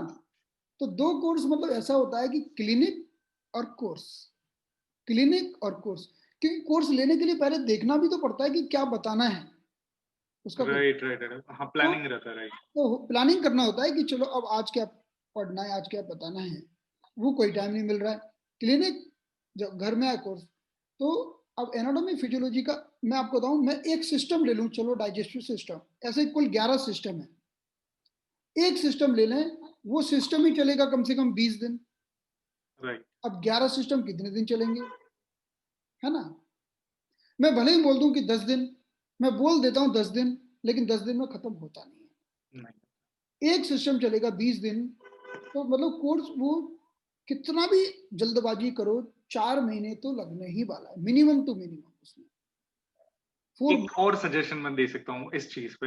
हाँ। अगर ये तो जस्ट अभी थॉट आया, जैसे आपने कहा कि ऑब्वियसली एनाटॉमी और फिजियोलॉजी का तो प्रोलॉन्ग सेशंस ही जाएंगे। हाँ। तो यू नो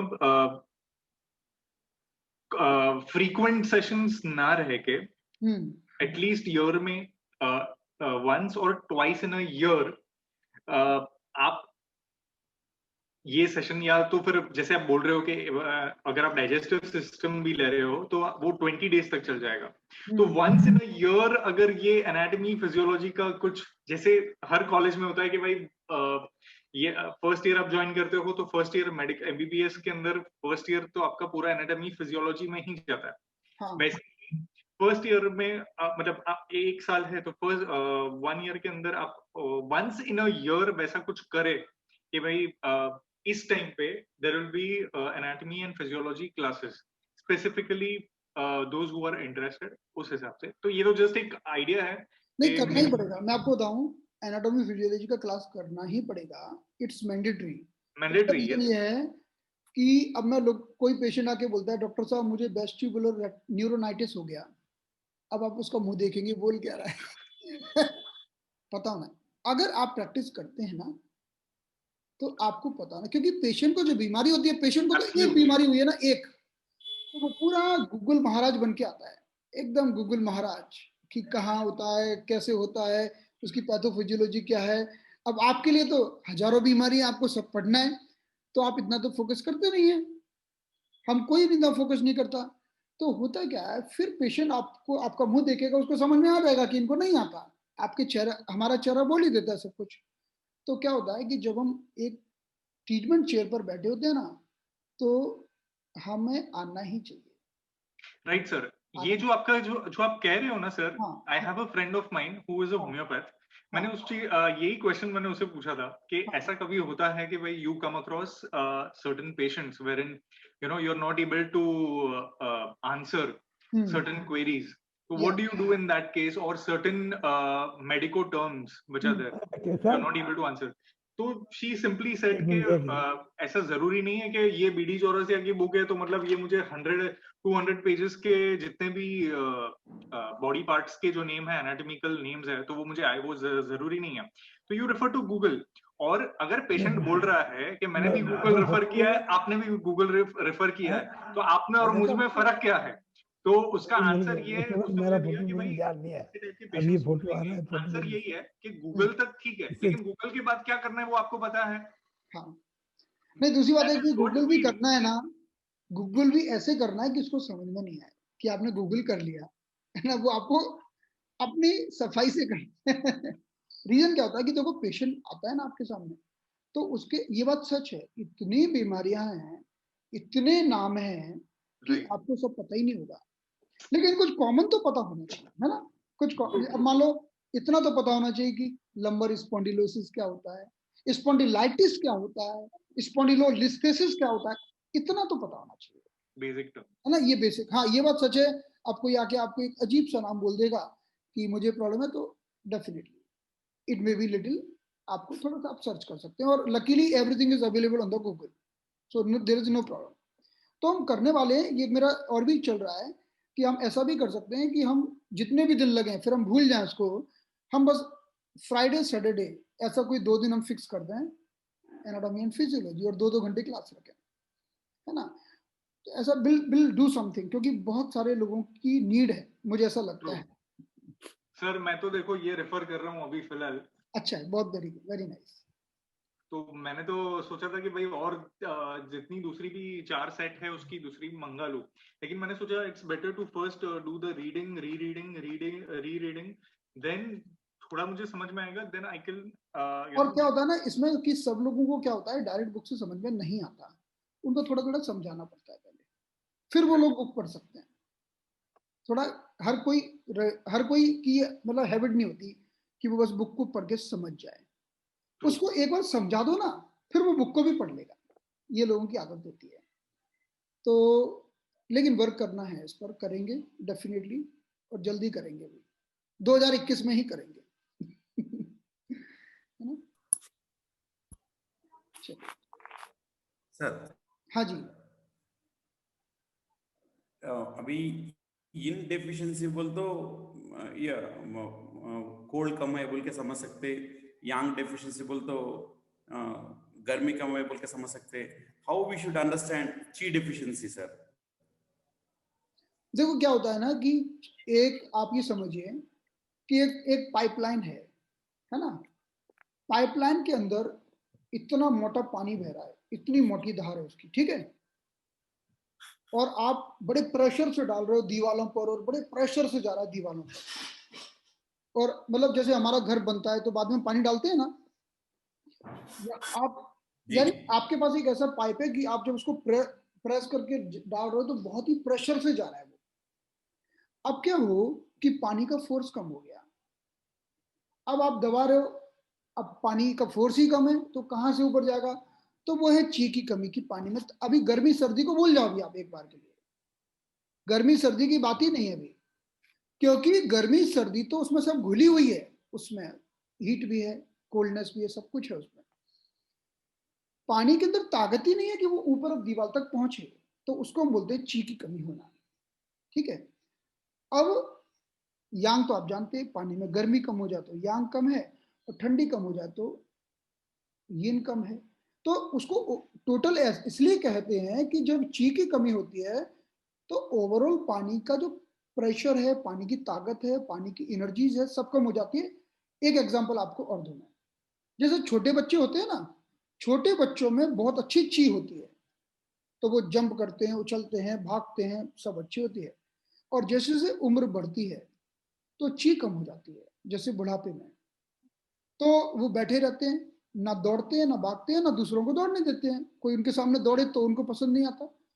तो होता क्या है कि ची का मतलब है कि एक ओवरऑल एनर्जी जो आपको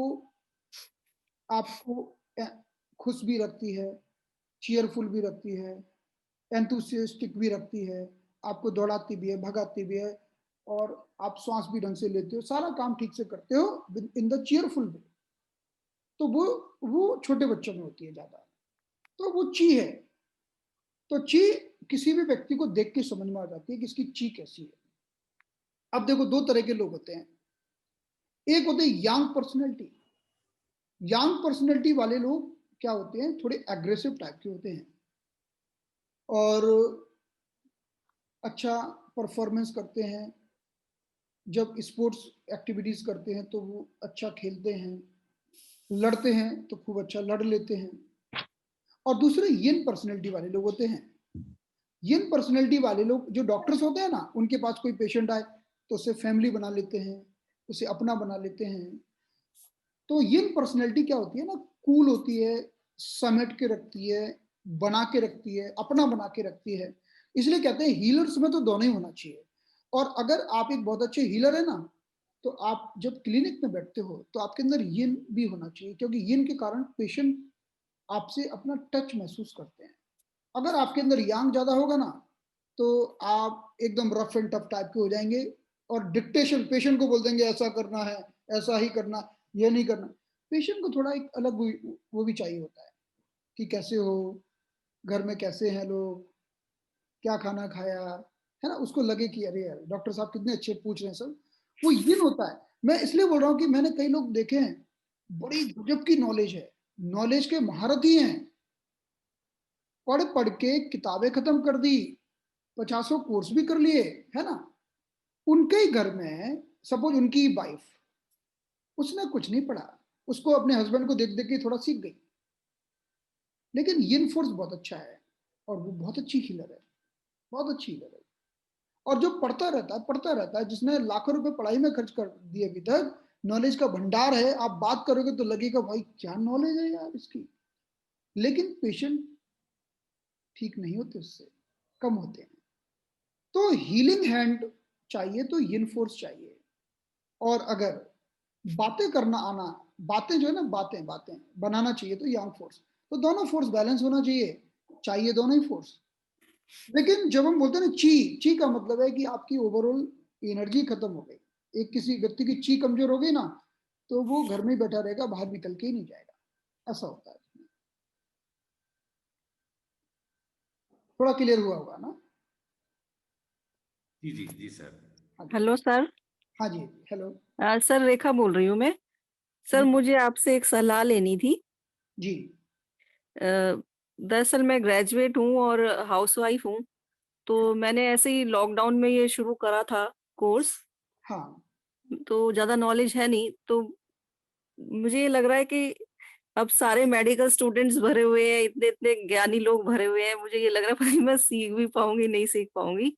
हाँ। मैं जानना चाह रही थी कि इस कोर्स में मतलब क्या क्या है, मतलब मुझे कुछ पता नहीं है इसके बारे में। मतलब जैसे आपने बोला कि कॉस्मेटिक साइड भी है इसमें और ह्यूमन एनाटॉमी भी है।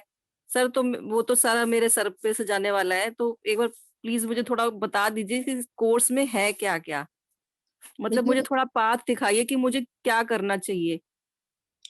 देखिए क्या होता है ना कि पहली बात तो ये होता है कि कोई कितना भी ज्ञानी महारथी हो, लेकिन आप अपना कंपैरिजन कभी कभी भी किसी ज्ञानी और महारथी से मत करिए। आप हैं, मैं चाहूं तो मैं, हो सकता है कुछ, मैं आपको वही तो मैं बताना चाह रहा था कि नॉलेज से कभी भी हम अच्छे हीलर नहीं बनते। हाँ, नॉलेज होना बहुत जरूरी है, लेकिन केवल नॉलेज से अच्छे हीलर नहीं बनते। अच्छे हीलर बनने के लिए हमारे अंदर वो फीलिंग होना चाहिए कि हमको हील करना है सामने वाले को, है ना। Yes sir. हमको एक एक जो फील अगर आपके अंदर है ना, आप एक कोर्स करने के बाद ही, जो भी हम कर रहे हैं, एक कोर्स करने के बाद ही आपको ऐसा लगेगा कि मेरे हाथ से लोग ठीक हो रहे हैं, एक कोर्स करने के बाद, है यस ना। सर। लेकिन आपके अंदर ये फीलिंग होना चाहिए, और ये फीलिंग अच्छी है कि अब मुझे कुछ नहीं आता, ये फीलिंग हमेशा रहनी चाहिए। क्योंकि ये फीलिंग तो आपको सब कुछ आता है ना, तब भी ये रहनी चाहिए। जब तक ये फीलिंग रहेगी तभी तक आप सीखेंगे। जिस दिन आपको लगा नहीं, और एक्यूपंक्चर में सबसे बड़ी यही गड़बड़ी है, लोग 3 दिन का कोर्स करते हैं और अब उनको लगता है सब कुछ आता है, एवरीथिंग दे नो, ये एक्यूपंक्चर में। फिर क्या होता है, वो थोड़ा और सीखते हैं, अरे अब तो हम पंडित बन गए एक्यूपंक्चर के। थोड़ा और सीखते हैं, फिर लगता है यार थोड़ा कम आता है, फिर और सीखते हैं, यार कुछ भी नहीं आता। आप यस जितना सर। सीखोगे ना, फिर आपको लगेगा यार कुछ भी नहीं आता। Sir yes actually sir. में यस देखने सर। जाएंगे ना, हाँ तो PCM का एक्चुअल अगर कोर्स देखने जाएंगे तो दैट इज चाइना 5-7 इयर्स का तो एक्सटेंसिव कोर्स है रियलिटी में। लोग अगर 20-30 डेज के अंदर सोचेंगे कि भाई कुछ हो गए, तो वैसे नहीं होता है। तो उस केस में फिर प्रोलॉन्ग्ड क्लिनिकल प्रैक्टिस बहुत लगती है फिर in that case. Yes right. तो होता क्या है ना कि आप हमेशा देखो सीखते रहो करते रहो, सीखते रहो करते रहो, लेकिन हमेशा सीखने की फीलिंग रहना चाहिए मन में। हमेशा स्टूडेंट ही समझो अपने आप को। लेकिन क्या होता है, मैं ये लॉकडाउन में अप्रैल मार्च से ही मैं सीख रही हूँ कंटिन्यूअस।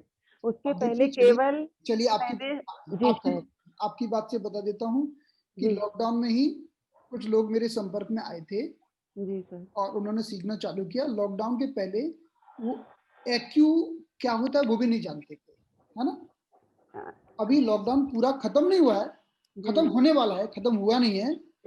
अब वो लोग एक दिन में 7 से 8 पेशेंट देखते हैं सर। लेकिन पता नहीं क्या होता है, कभी कभी कलर थेरेपी भी मैंने किया, सब कुछ लॉकडाउन में सीख लिया। और उसके पहले मैंने सुजो क्रॉसपॉन्डेंस अच्छी तरह से किया हुआ था, चाइनीज मेरिडियन। लेकिन आज भी यदि अचानक कोई क्वेश्चन आ जाता है सामने तो ऐसा लगता है ब्लैंक, कुछ नहीं पता है मैं क्या करूं इसको। तो बस ये कंडीशन तो सबके साथ होती है।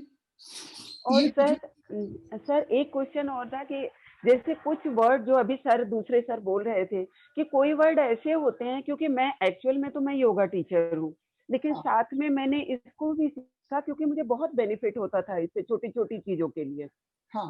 लेकिन एक सिंपल सा वर्ड किसी ने अचानक पूछा, फुट ड्रॉप।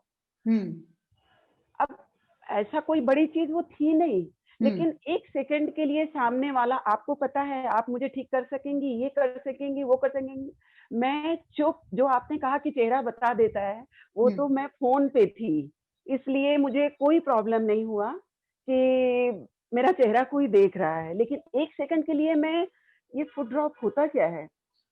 अच्छा ये बताइए, नहीं मुझे एक चीज बताइए, आपको क्या लगता है, एक चीज बताइए, रुकिए मैं आपको इंटरप्ट कर रहा हूँ। जी सर। आपके शहर के सबसे बड़े न्यूरोसर्जन के पास जाना, सबसे बड़े न्यूरोसर्जन के पास, जिसके हर पेशेंट को कम से कम 4 घंटे वेट करना पड़ता है, ठीक है। जी सर, जी सर। उसके पास बैठ के जाके पूछना मेरे को फुट ड्रॉप है, आप ठीक कर सकते हो? सर जब ऐसे जी क्या बोलेगा वो? बात है, क्या बोलेगा वो? कोई गारंटी नहीं है, वो कुछ बोलेगा ही नहीं आपको। जी सर, है ना, वो कुछ बोलेगा। रीजन हमको क्या है ना, हम क्या होता है ना कि हमको लगता है कि जब आप मेडिकल में थोड़ा अंदर जाओगे ना, तब आपको लगेगा कि हर चीज के लिए हम पहले कभी कमिट कर ही नहीं सकते। सही बात है सर। हमें हमेशा बोलना होता है that we are trying our best for everything, for everything. Yes sir. आप इस दुनिया के किसी भी बड़े से बड़े डॉक्टर के पास चले जाओ। अब मैं आपको बताऊं, मेरे एक पेशेंट का एग्जांपल बताऊं आपको। जी सर। मेरे एक पेशेंट ने मुझे फोन करके बताया कि मुझे डॉक्टर साहब, मैंने सोनोग्राफी कराई है, पेट में पानी भर गया, एसाइटिस हो गया है। जी सर। तो मैंने कहा यार मामला तो सीरियस हो गया। मैंने कहा ठीक है, एक काम करो कि आप हॉस्पिटलाइज हो जाओ और देखो वो पानी, क्योंकि वो पानी निकालना पड़ेगा सब कुछ। Yes yes. तो फिर क्या हुआ कि डॉक्टर ने 6 दिन एडमिट करके रखा। 6 दिन। जी सर। जी। एडमिशन के पहले सारी रिपोर्ट निकलवाई। एडमिशन के पहले लिवर अच्छा था, किडनी अच्छी थी, सब अच्छे थे। केवल ये रिपोर्ट में लिखा था कि एसाइटिस +++, यानी पेट में पानी भर गया, जलोदर हो गया। जी। 4 लाख का बिल बना स्टर्लिंग हॉस्पिटल में। पेशेंट 6 से 7 दिन एडमिट रहा। पेशेंट की बॉडी को छलनी कर दिया, नाक से पाइप, मुंह से पाइप। अब 7 दिन के बाद फिर से रिपोर्ट निकाली, उसमें लिखा था मेडिकल रीनल डिसीज, मतलब जो किडनी पहले खराब नहीं थी अब हो गई। दूसरा नंबर 2, लिवर सीवियर इन्फ्लेमेशन, जो पहले ठीक था वो भी हो गया। प्लूरिसी, तो सजेस्ट किया कि अब लंग्स में से थोड़ा पानी निकलवाओ, पानी भर गया। Right heart failure. और नीचे क्या लिखा था कि जो एसाइटिस था वो एसाइटिस था ही नहीं, उनको वो गलत रिपोर्ट हुई थी, उनको पेट में गैस हो गई, तो गैस के कारण पेट फूल गया। आप समझे? जी सर।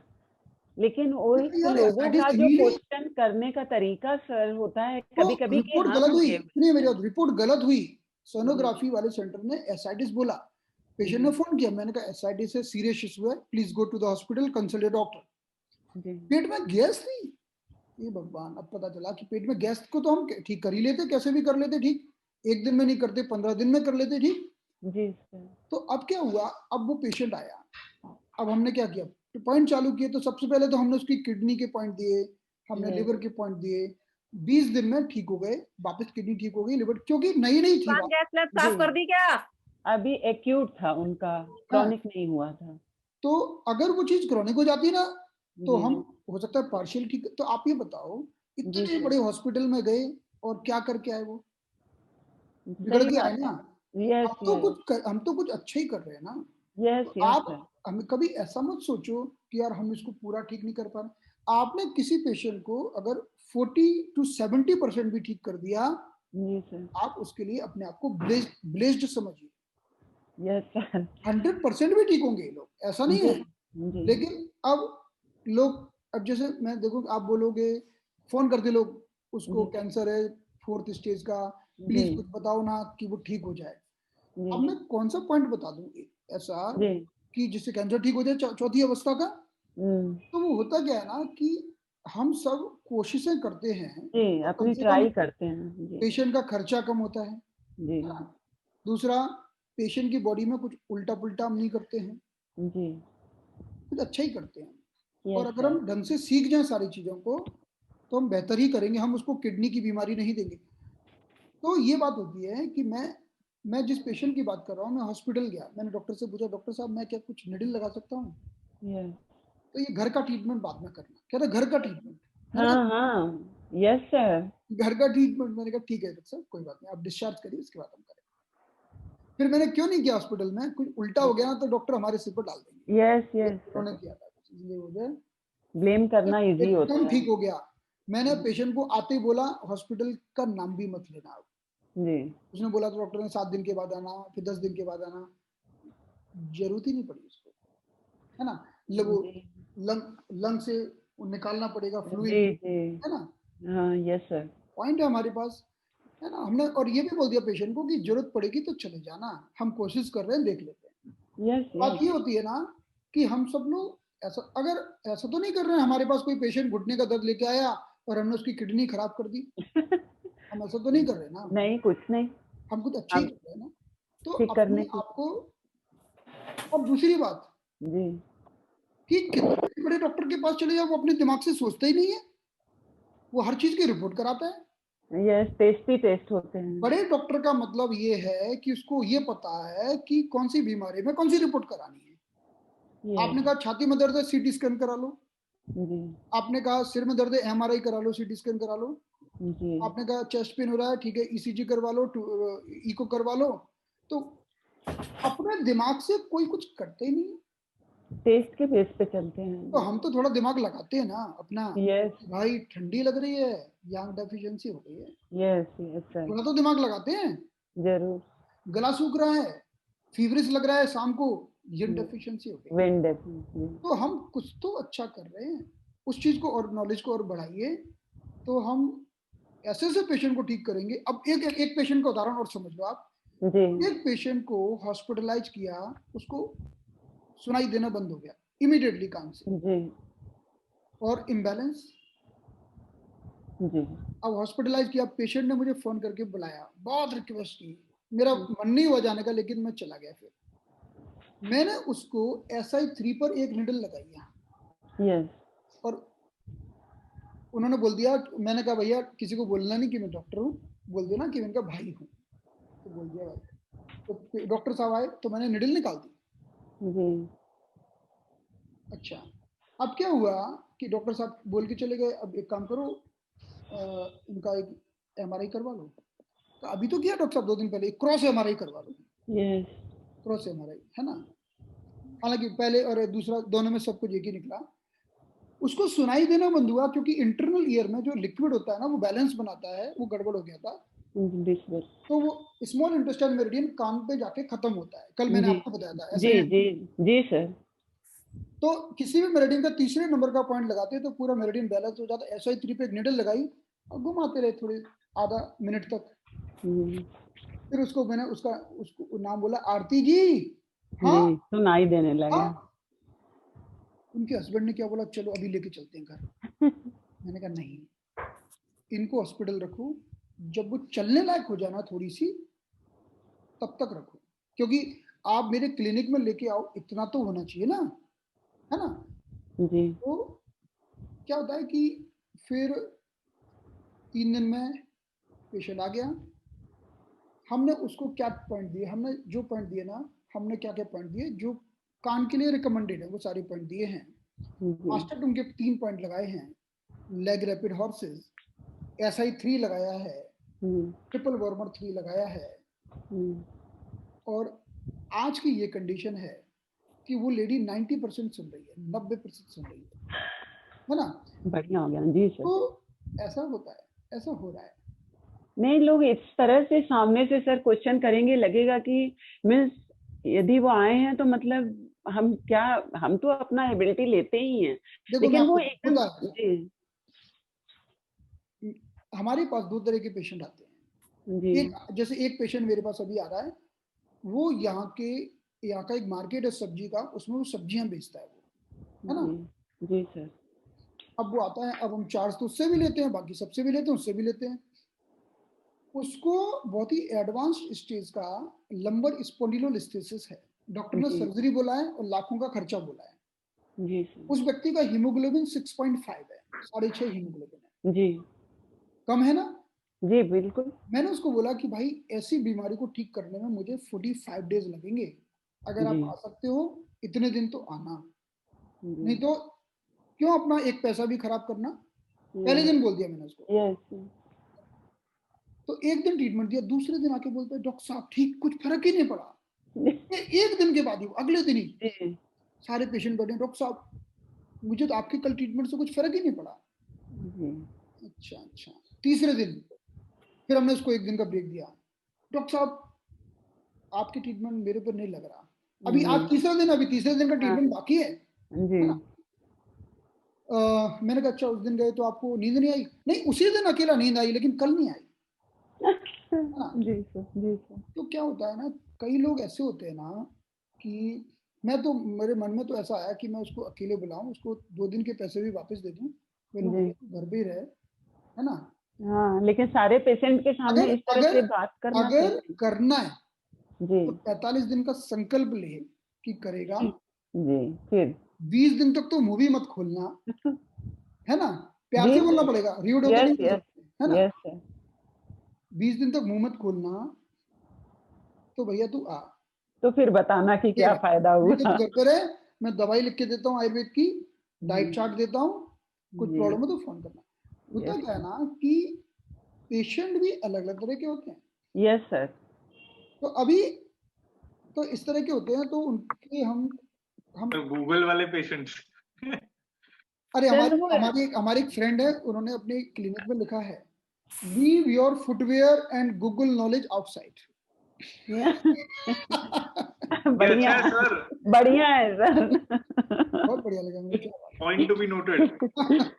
सर क्या होता है, एनाटॉमी में ही हम अटक जाते हैं थोड़ा सा, क्योंकि साइंस की नॉलेज नहीं होने से हम कितना भी सीख रहे हैं, कहीं ना कहीं डीप आप हमेशा आप कभी भी अटके तो गूगल में डालिए, जो भी आपको जानना है सब मिलता है। हाँ सर, फुट ड्रॉप मैंने तुरंत डाला, गूगल किया, मैं बोली यार इतने के लिए तो ये ऐसी नॉलेज बढ़ेगी, करते जाओगे। तो अब एक पेशेंट आके बोलता है डॉक्टर साहब आप जानते हो एक बीमारी, मैंने कौन सी, नाम बताओ, एंकालोजिंग स्पॉन्डिलोसिस। वो पंडित हो जाते हैं, हम कुछ नहीं समझ पाते हैं फिर ना, बात ये एंकालोजिंग स्पॉन्डिलोसिस, बम्बू स्पाइन हो जाती है, रीढ़ की हड्डी पूरी बम्बू जैसी बन जाती है जी। तो ऐसे नाम होते हैं। पेशेंट को लगता है कि डॉक्टर साहब को पता ही नहीं होगा, और उनको एक्यूप्रेशर वाले तो ऐसे बुद्धू लगते हैं। आपको पता है, हमने क्या वो कभी गए होंगे एक्यूप्रेशर कराने, उनको नहीं पता था। आप एक काम करिए, हाँ, ऐसा कोई अगर पेशेंट आता है ना जो आपकी नॉलेज टेस्ट करने के लिए बैठा हो, हाँ, उसको आप आयुर्वेद की भाषा में उसको जवाब दीजिए। उसको आयुर्वेदिक के श्लोक सुना दीजिए और उसको बोलिए ये समझ में आ रहा है। आयुर्वेदिक भी किया सर हम लोगों ने, तो वो भी बहुत इजी वे में सब कुछ समझ में आ रहा था, लेकिन जब पेशेंट इस तरह से बात करते हैं ना तो कहीं ना कहीं हम थोड़े से ये हो जाते हैं। वो कभी वो तो चीज आप कितना भी ज्ञानी हो जाओ, जी सर, तब भी ये चीज तो आज से 10 साल बाद भी आएगी। यस सर, क्योंकि कुछ पेशेंट होते हैं, अभी हम लोग नए नए हैं इस फील्ड में, आप कितने भी पुराने हो जाओ, वो नॉलेज तो जब, क्योंकि वो तो डिपेंड करता है कि सामने वाला पेशेंट कैसा है। हाँ, वो अगर उस पेशेंट को एक समय आएगा जब वो ऐसा पूछना बंद कर देंगे, वो बात भी है। अभी तो ऐसे केस आएंगे, है ना? वरी मत करिए शुरुआत में। सर एक्चुअली ये जो एलोपैथी में वो 5 इयर्स तक ट्रीटमेंट कराएंगे, मगर हमारे पास जब आएंगे तो लगता है 1-2 दिन में ही ठीक हो जाएंगे। और वो लोग ऐसे ही बोलते रहते हैं, हम तो ठीक नहीं हो रहे, ठीक नहीं हो रहे। नहीं, उसके लिए उसी के लिए मैं अपने हर कोर्स में बताता हूँ एक्सपेक्टेशन मैनेजमेंट, कि जब पहले दिन पेशेंट आता है आपको खुल के बता देना है कि भाई आपको 20 दिन, 30 दिन, 35 दिन लगेंगे। कोशिश करेंगे, आपको हो सकता है 5-7 दिन में अच्छा लगने लगे। हो सकता है आपको ऐसा मन भी हो कि अभी बहुत हो गया, आई एम फिट, लेकिन फिर वो प्रॉब्लम वापस हो सकती है। तो बेहतर है कि ढंग से ट्रीटमेंट करो, है ना? आपको इस तरह से बोलना है, क्योंकि इतना लंबा भी नहीं बोल देना कि ज्यादा लंबा बोलोगे तो कई पेशेंट भाग जाएगा। Sir after 10-15 days they started saying नहीं ठीक है, फिर आना ही बंद कर देते हैं थोड़ा ठीक होने से ही। पूरा ट्रीटमेंट लेने को ही नहीं। पैकेज में उनको डिस्काउंट दीजिए कि 20 दिन का जमा करो, इसमें आपको डिस्काउंट मिलेगा। एक बार आ गया पैसा, फिर वो आते हैं। वो तो है सर, लेकिन वो 4-5 दिन में ही वो कुछ फर्क नहीं, वो डेली बेस पे आ जाते हैं। बॉम्बे में तो और वो हम डिस्कस करेंगे ये चीज। तो इसको हम एक्सपेक्टेशन मैनेजमेंट कहते हैं।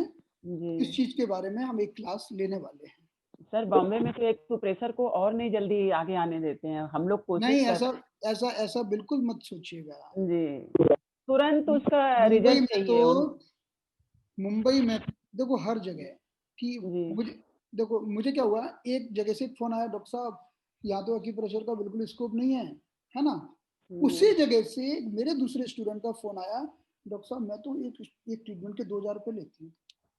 यस सर, एक ने का स्कोप नहीं है, एक ने का 2000 रुपए लेती, तो जी सर, हम तो बड़ौदा में 2000 नहीं ले पाते हैं, है ना? यहाँ पे लेते हैं, ट्विस्टिंग थेरेपी का केवल 2000 लेती हैं मैम। तो इसको इधर हमारे इधर एक जगह है जहाँ पे कोई एक डॉक्टर है, वो पर सेशन का एक्यूपंक्चर ट्रीटमेंट का ही charges around 15 or 1800, and I know someone who is already getting the treatment from him.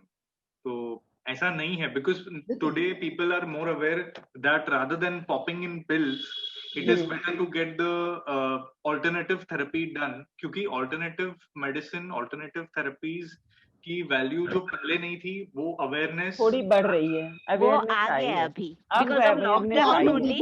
अब तो कमर कस के तैयार हो जाइए, क्योंकि अब एक्यूपंक्चर में इंश्योरेंस भी आने वाला है जल्दी ही। एक बार मेडिक्लेम आ गया ना, तो वो मेडिक्लेम के कारण तो पूरी फैमिली आएगी आपके पास।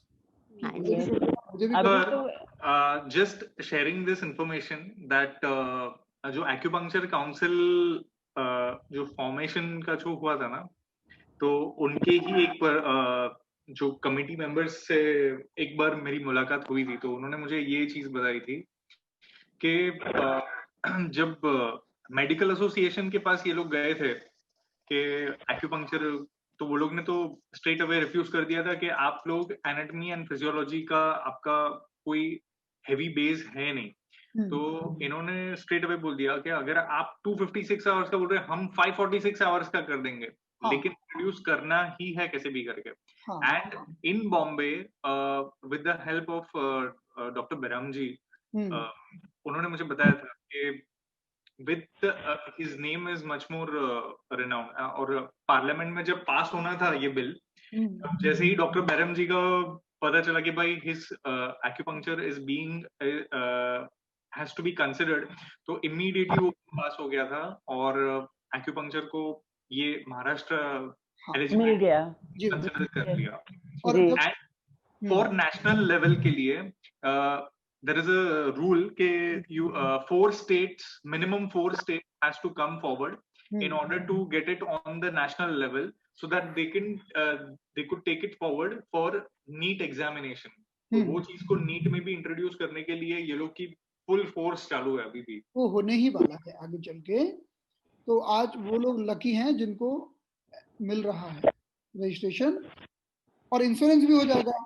और एक बार इंश्योरेंस हो गया फिर तो पेशेंट बहुत आएंगे, बहुत आएंगे। एक तो ठीक हो रहे हैं इसलिए भी आएंगे जी। और आप लोग लाइसेंस हो गए इसलिए भी आएंगे, और एक पूरा नेशनल इसको एलिजिबिलिटी मिल जाएगी इसलिए भी आएंगे।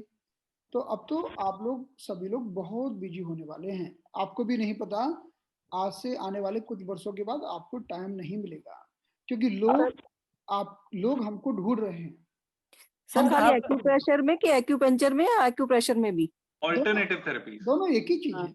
अच्छा ठीक दोनों एक ही है। सर जैसे पहले योगा का इतना ये नहीं था, लेकिन अभी योगा एकदम मतलब बहुत अच्छी तरह से सारी चीजें यहाँ पे चल रही हैं बॉम्बे में, और यहाँ पे ही इसका वैल्यू भी बहुत ज्यादा है, मतलब हर एक। और उसके साथ में एक्यूप्रेशर जब आता है, मैं तो एक्यूप्रेशर करती हूँ सर, एक्यूपंक्चर में डर लगता है, निडिल नहीं अप्लाई कर पाती। वो हम आपका डर निकाल देंगे, आप चिंता नहीं लेकिन दोनों चीजें बहुत बेनिफिशियल हो जाती हैं। आज सर का छुट्टी तो गया। हम लोगों ने टाइम ले लिया सर का। सर को रात को 10:30 तक हम लोग परेशान कर रहे हैं। नहीं कोई नहीं, ये तो हमारी मीटिंग चल रही है जो आज वो कोर्स से ज्यादा नॉलेज मिला इस तरह से, वो तो कोर्स अपनी जगह। कभी सर एक चीज पूछनी थी। हाँ। आपके जो कुछ रेगुलर क्लास चलते रहे सर, कभी कभी ऐसा डायरेक्ट आपसे बात करने का मौका दे दीजिए सर। हाँ बिल्कुल, ऐसा कन्वर्सेशन करते रहे। नहीं सर, आज काफी चीजें क्योर हो गई। एक होता है कि वो कोर्स के व्यू में अलग बातें होती हैं, लेकिन इसके बाद मैसेज भेजते रहते, कभी कभी आप देख पाते, कभी कभी नहीं देख पाते ना सर। हाँ नहीं वो बात सच है। तो कभी कभी ऐसा आप मौका दे दीजिए सर। जी बिल्कुल। एक क्वेश्चन ये था, मुझे भी आप लोगों से बहुत कुछ सर आप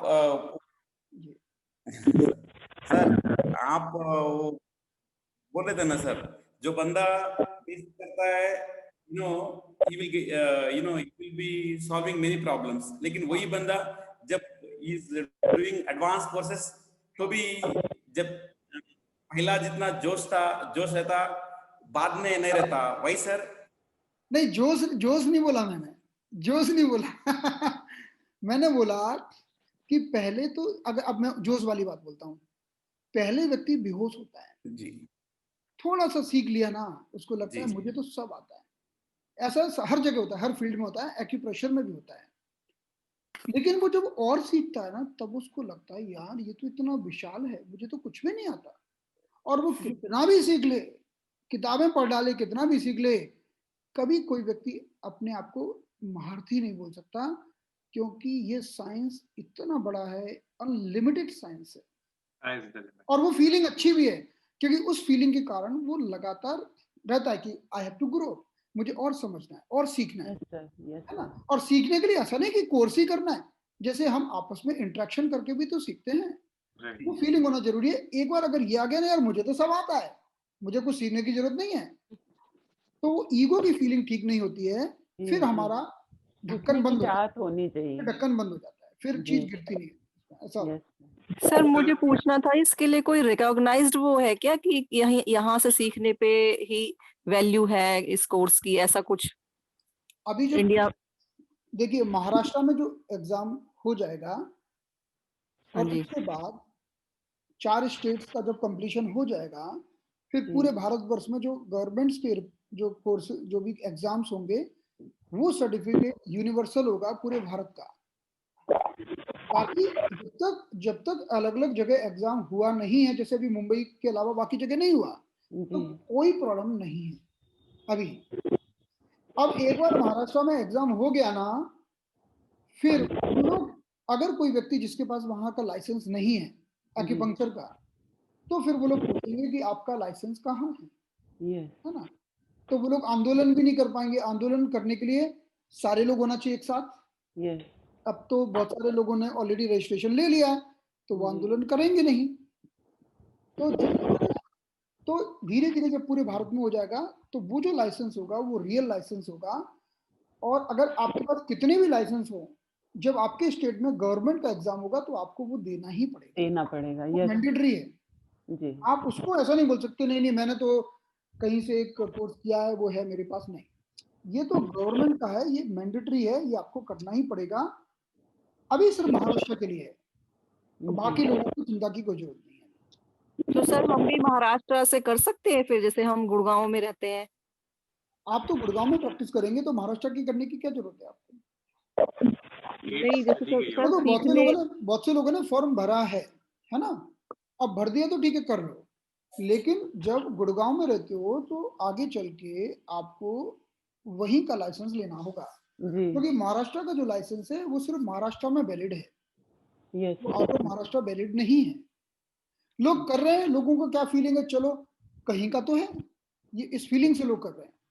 नहीं सर, मैं तो सीखने के लिए पूछ रही थी, तो फिलहाल जैसे मैं सीखना चाह रही हूँ, तो देखो मुझे इस फील्ड में कुछ नॉलेज नहीं है, तो मैं आपसे सिलेबस के बारे में भी पूछ रही थी कि ऐसा कुछ होता है कि हमारा ये सिलेबस होता है, इसमें हम ये सिखाते हैं, फिर सेकंड ये सिलेबस होता है इसमें, ऐसा कुछ होता है क्या? मुझे पता नहीं है, इसलिए मैं आपसे पूछ रही हूँ। एग्जाम में जो आता है, अभी हमारा ये जो बेसिक का कोर्स है ना, इसमें जो कुछ भी है वही एग्जाम में आता है बस। तो एग्जाम में जो आता है वो हम इसी कोर्स में ही सीख रहे हैं, लेकिन अगर एक्यूपंक्चर सीखना हो और ज्यादा तो उसके और भी कोर्सेज होते हैं, उसमें मास्टर टू एक्यूपंक्चर भी होता है, TCM का भी एडवांस कोर्स होता है ना, ऐसे कई सारे अलग अलग एक्यूपंक्चर भी होते हैं, क्योंकि एक्यूपंक्चर अपने आप में काफी बड़ा है, काफी विशाल है, बहुत बड़ा है एक्यूपंक्चर। आप सीखते जाओ, थोड़ा थोड़ा सीखते जाओ और करते जाओ। अगर आपने मतलब आप ये समझो कि हर महीने आप जो भी अर्न करते हो उसका कम से कम 10% है ना सीखने पे खर्च करो, कहीं भी सीखो आप, या फिर अपनी लर्निंग में खर्च करो, कुछ लर्निंग से संबंधित चीजों में खर्च करो। 10% तो आपको अपनी सीखने में खर्च करना चाहिए। जिस दिन आपको लगे ना नाउ आई एम कंप्लीट, तब तक सीखते रहो। सर इस लॉकडाउन में जैसे इलाहाबाद संस्थान से क्लास चल रहे थे, कलर थेरेपी नितिन सर का, फिर सौरभ शुक्ला जी का, तो छोटे छोटे जो उनके क्लासेस चल रहे थे वो सब धीरे धीरे करते जा रहे थे छोटे छोटे अमाउंट से, तो क्या वो मतलब आगे वो सही रहेगा ना कि मतलब बहुत अच्छा रहेगा जी, वो बहुत आपने देखो छोटा छोटा ड्रॉप्स कर करके अपना घड़ा तो भर ही रहे ना आप अपना जी, बहुत ही अच्छा रहेगा। वो चीजें रिपीट हो रही हैं, लेकिन क्या है जितना रिपीट हो रहा है उतना अपने माइंड में लग रहा है कि सेट हो रहा है, चीज समझ आ रही है। बहुत ही अच्छा है, इस तरह के कैप्सूल प्रोग्राम से ही हम लोग अपने आप को अपग्रेड करते चले जाएंगे जी। और ये सारी सुविधा हमारे इंडिया में अवेलेबल है, बहुत इतने सारे ऑर्गेनाइजेशंस हैं जो बहुत अच्छा सिखाते हैं, आप वहां जाके सीख सकते हैं। सर लॉकडाउन ने बहुत कुछ हम लोग को फायदा भी दिया घर में रह के, कि हम ऑनलाइन काफी कुछ कर पाए। जी बिल्कुल सच बात जो हम नहीं जा सकते थे, आज कहीं से भी कोई क्लास चल रहा है तो हम उसको कर पा रहे हैं कैसे भी करके। तो ये बहुत अच्छा है। जी जी हाँ मुझे कल एक आयुर्वेदिक से रिलेटेड एक क्वेश्चन पूछना था कि एलोपैथी का जो स्टैंड है ठीक है, अब उसको तो कोई बदल नहीं सकता है क्योंकि वो ठीक है अभी अवेयरनेस आ रही है ऑल्टरनेटिव की, वो समझ रहे हैं, लेकिन आयुर्वेद के अंदर सर्जरी तो मुनि से भी पहले और उनसे चली आ रही है, तो वो सर्जरीज के लिए क्यों वो लोग नहीं अप्रूवल दे रहे हैं? क्या रीजन क्या है? ये चीज खाली एक अंडरस्टैंडिंग करनी है मुझे। आयुर्वेदा में, आयुर्वेद में वो एक्चुअली क्या हुआ कि जब ब्रिटिश यहाँ पर थे ना, तो उन्होंने अदर देन एलोपैथी सब सारी थेरेपीज को इलीगल डिक्लेयर कर दिया था, चाहे वो आयुर्वेदा हो या मर्मा थेरेपी हो या फिर जितने भी साइंसेस थे ना, तो वो और सारे साहित्य को उन्होंने जला दिया है ना। ये ब्रिटिश के समय की बात है। उनका सोच पॉजिटिव था। उनका क्या सोच था कि पूरी दुनिया में एक ही पैथी होना चाहिए, वो भी वेस्टर्न मेडिसिन। लेकिन वो हम लोगों के ब्लड में इतना आयुर्वेद घुसा हुआ था कि कितनी भी कोशिश की वो पूरा निकल नहीं पाया, है ना, लेकिन बहुत सारा डैमेज तो हो गया। अब बचा गया ना, अब हम जो आयुर्वेद भी सीखते हैं ना, आजकल कॉलेज में सिखाया जाता है, वो एक एलोपैथी माइंड से सिखाया जाता है। जो एक रियल आयुर्वेदिक जो वे ऑफ होता है वो आपको आयुर्वेदिक कॉलेज में कम मिलेगा। आजकल आयुर्वेद के कॉलेज के बच्चे है ना, आयुर्वेद को कम और एलोपैथी, उसमें बहुत सारे लोग तो एलोपैथी प्रैक्टिस करने चले जाते हैं बाद में, आपने देखा होगा। उसमें कई लोग हैं जो रियल में आयुर्वेद को आयुर्वेद की स्टाइल में लर्न करते हैं, पंचकर्मा सीखते हैं, डिटॉक्सिफिकेशन सीखते हैं, और बहुत ही उसके बेस में जाकर एक बहुत ही अच्छे, और वो लोग बहुत अच्छा काम कर रहे हैं। लेकिन फिर भी क्या है ना, चाइनीज अगर एक्यूपंक्चर की बात करें तो उसमें दो चीजें होती हैं, एक तो निडल्स और दूसरा हर्ब्स, है ना, हर्ब भी होती हैं। आप किसी चाइनीज डॉक्टर के पास जाओ, वो आपको या तो पॉइंट लगाएगा या आपको हर्ब देगा। अब उनकी एक एक हर्ब का डिस्क्रिप्शन है कि ये हर्ब होती है, ये यांग को कम करती है। उसमें ये भी है कि कोविड वायरस हमारे लंग्स के एल्वियोलाई पर जब आक्रमण करता है तो एल्वियोलाई में एक डोर होता है, उस डोर को हम बोलते हैं ACE2 रिसेप्टर, वहां से एंटर करता है कोविड वायरस। ये हर्ब उस दरवाजे को ब्लॉक कर देती है। ये वर्णन आपको चाइनीज एक्यूपंक्चर में मिलेगा, आयुर्वेद में नहीं है। ये गायब हो गया है, कर दिया था, खो गया है। मैंने कई अपने फ्रेंड से पूछा फोन करके कि यार तुमको पता है कि अपने जो आयुर्वेद में ऐसी कोई ड्रग है क्या जो ACE2 रिसेप्टर को ब्लॉक कर दे, क्योंकि ACE2 रिसेप्टर को मैं कोविड की वायरस की एंट्री को ब्लॉक कर दे। उसने कहा ऐसा मुझे तो पता होगा भी, तो आई डोंट। तो वो चीज ऐसा नहीं होगा, नहीं ऐसा तो हो ही नहीं सकता। अब तो मेडिसिन है कि जो कोविड पे काम कर रही है, लेकिन ये नहीं पता कि कौन सी मेडिसिन एग्जैक्टली एल्वियोलाई पे काम कर रही है, कौन सी मेडिसिन एग्जैक्टली उसके रिसेप्टर पे काम कर रही है। वो रिसर्च खो गई है ना, वो रिसर्च खो गई है। उस पर अब बहुत मेहनत लगेगी। सर ऑस्ट्रेलिया की एक यूनिवर्सिटी है, वहां पे आप देखोगे सुश्रुत मुनि जी का वहां पे वो स्टैचू उन्होंने इंस्टॉल किया है, वो यूनिवर्सिटी ने, ये being the father of surgery and cosmetic surgery, Sushruta Muni ji का।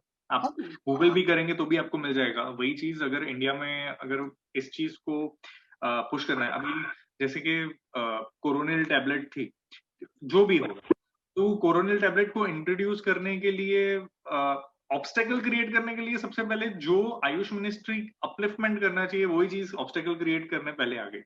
जबकि वो मेडिसिन बहुत अच्छी है। देखिए भारत में स्वामी रामदेव जी ने जो कुछ किया अच्छा ही किया, कुछ गलत नहीं किया, है ना, लेकिन लॉन्च किया नहीं, विरोध पहले चालू हो गया बिना उसकी जांच किए, है ना।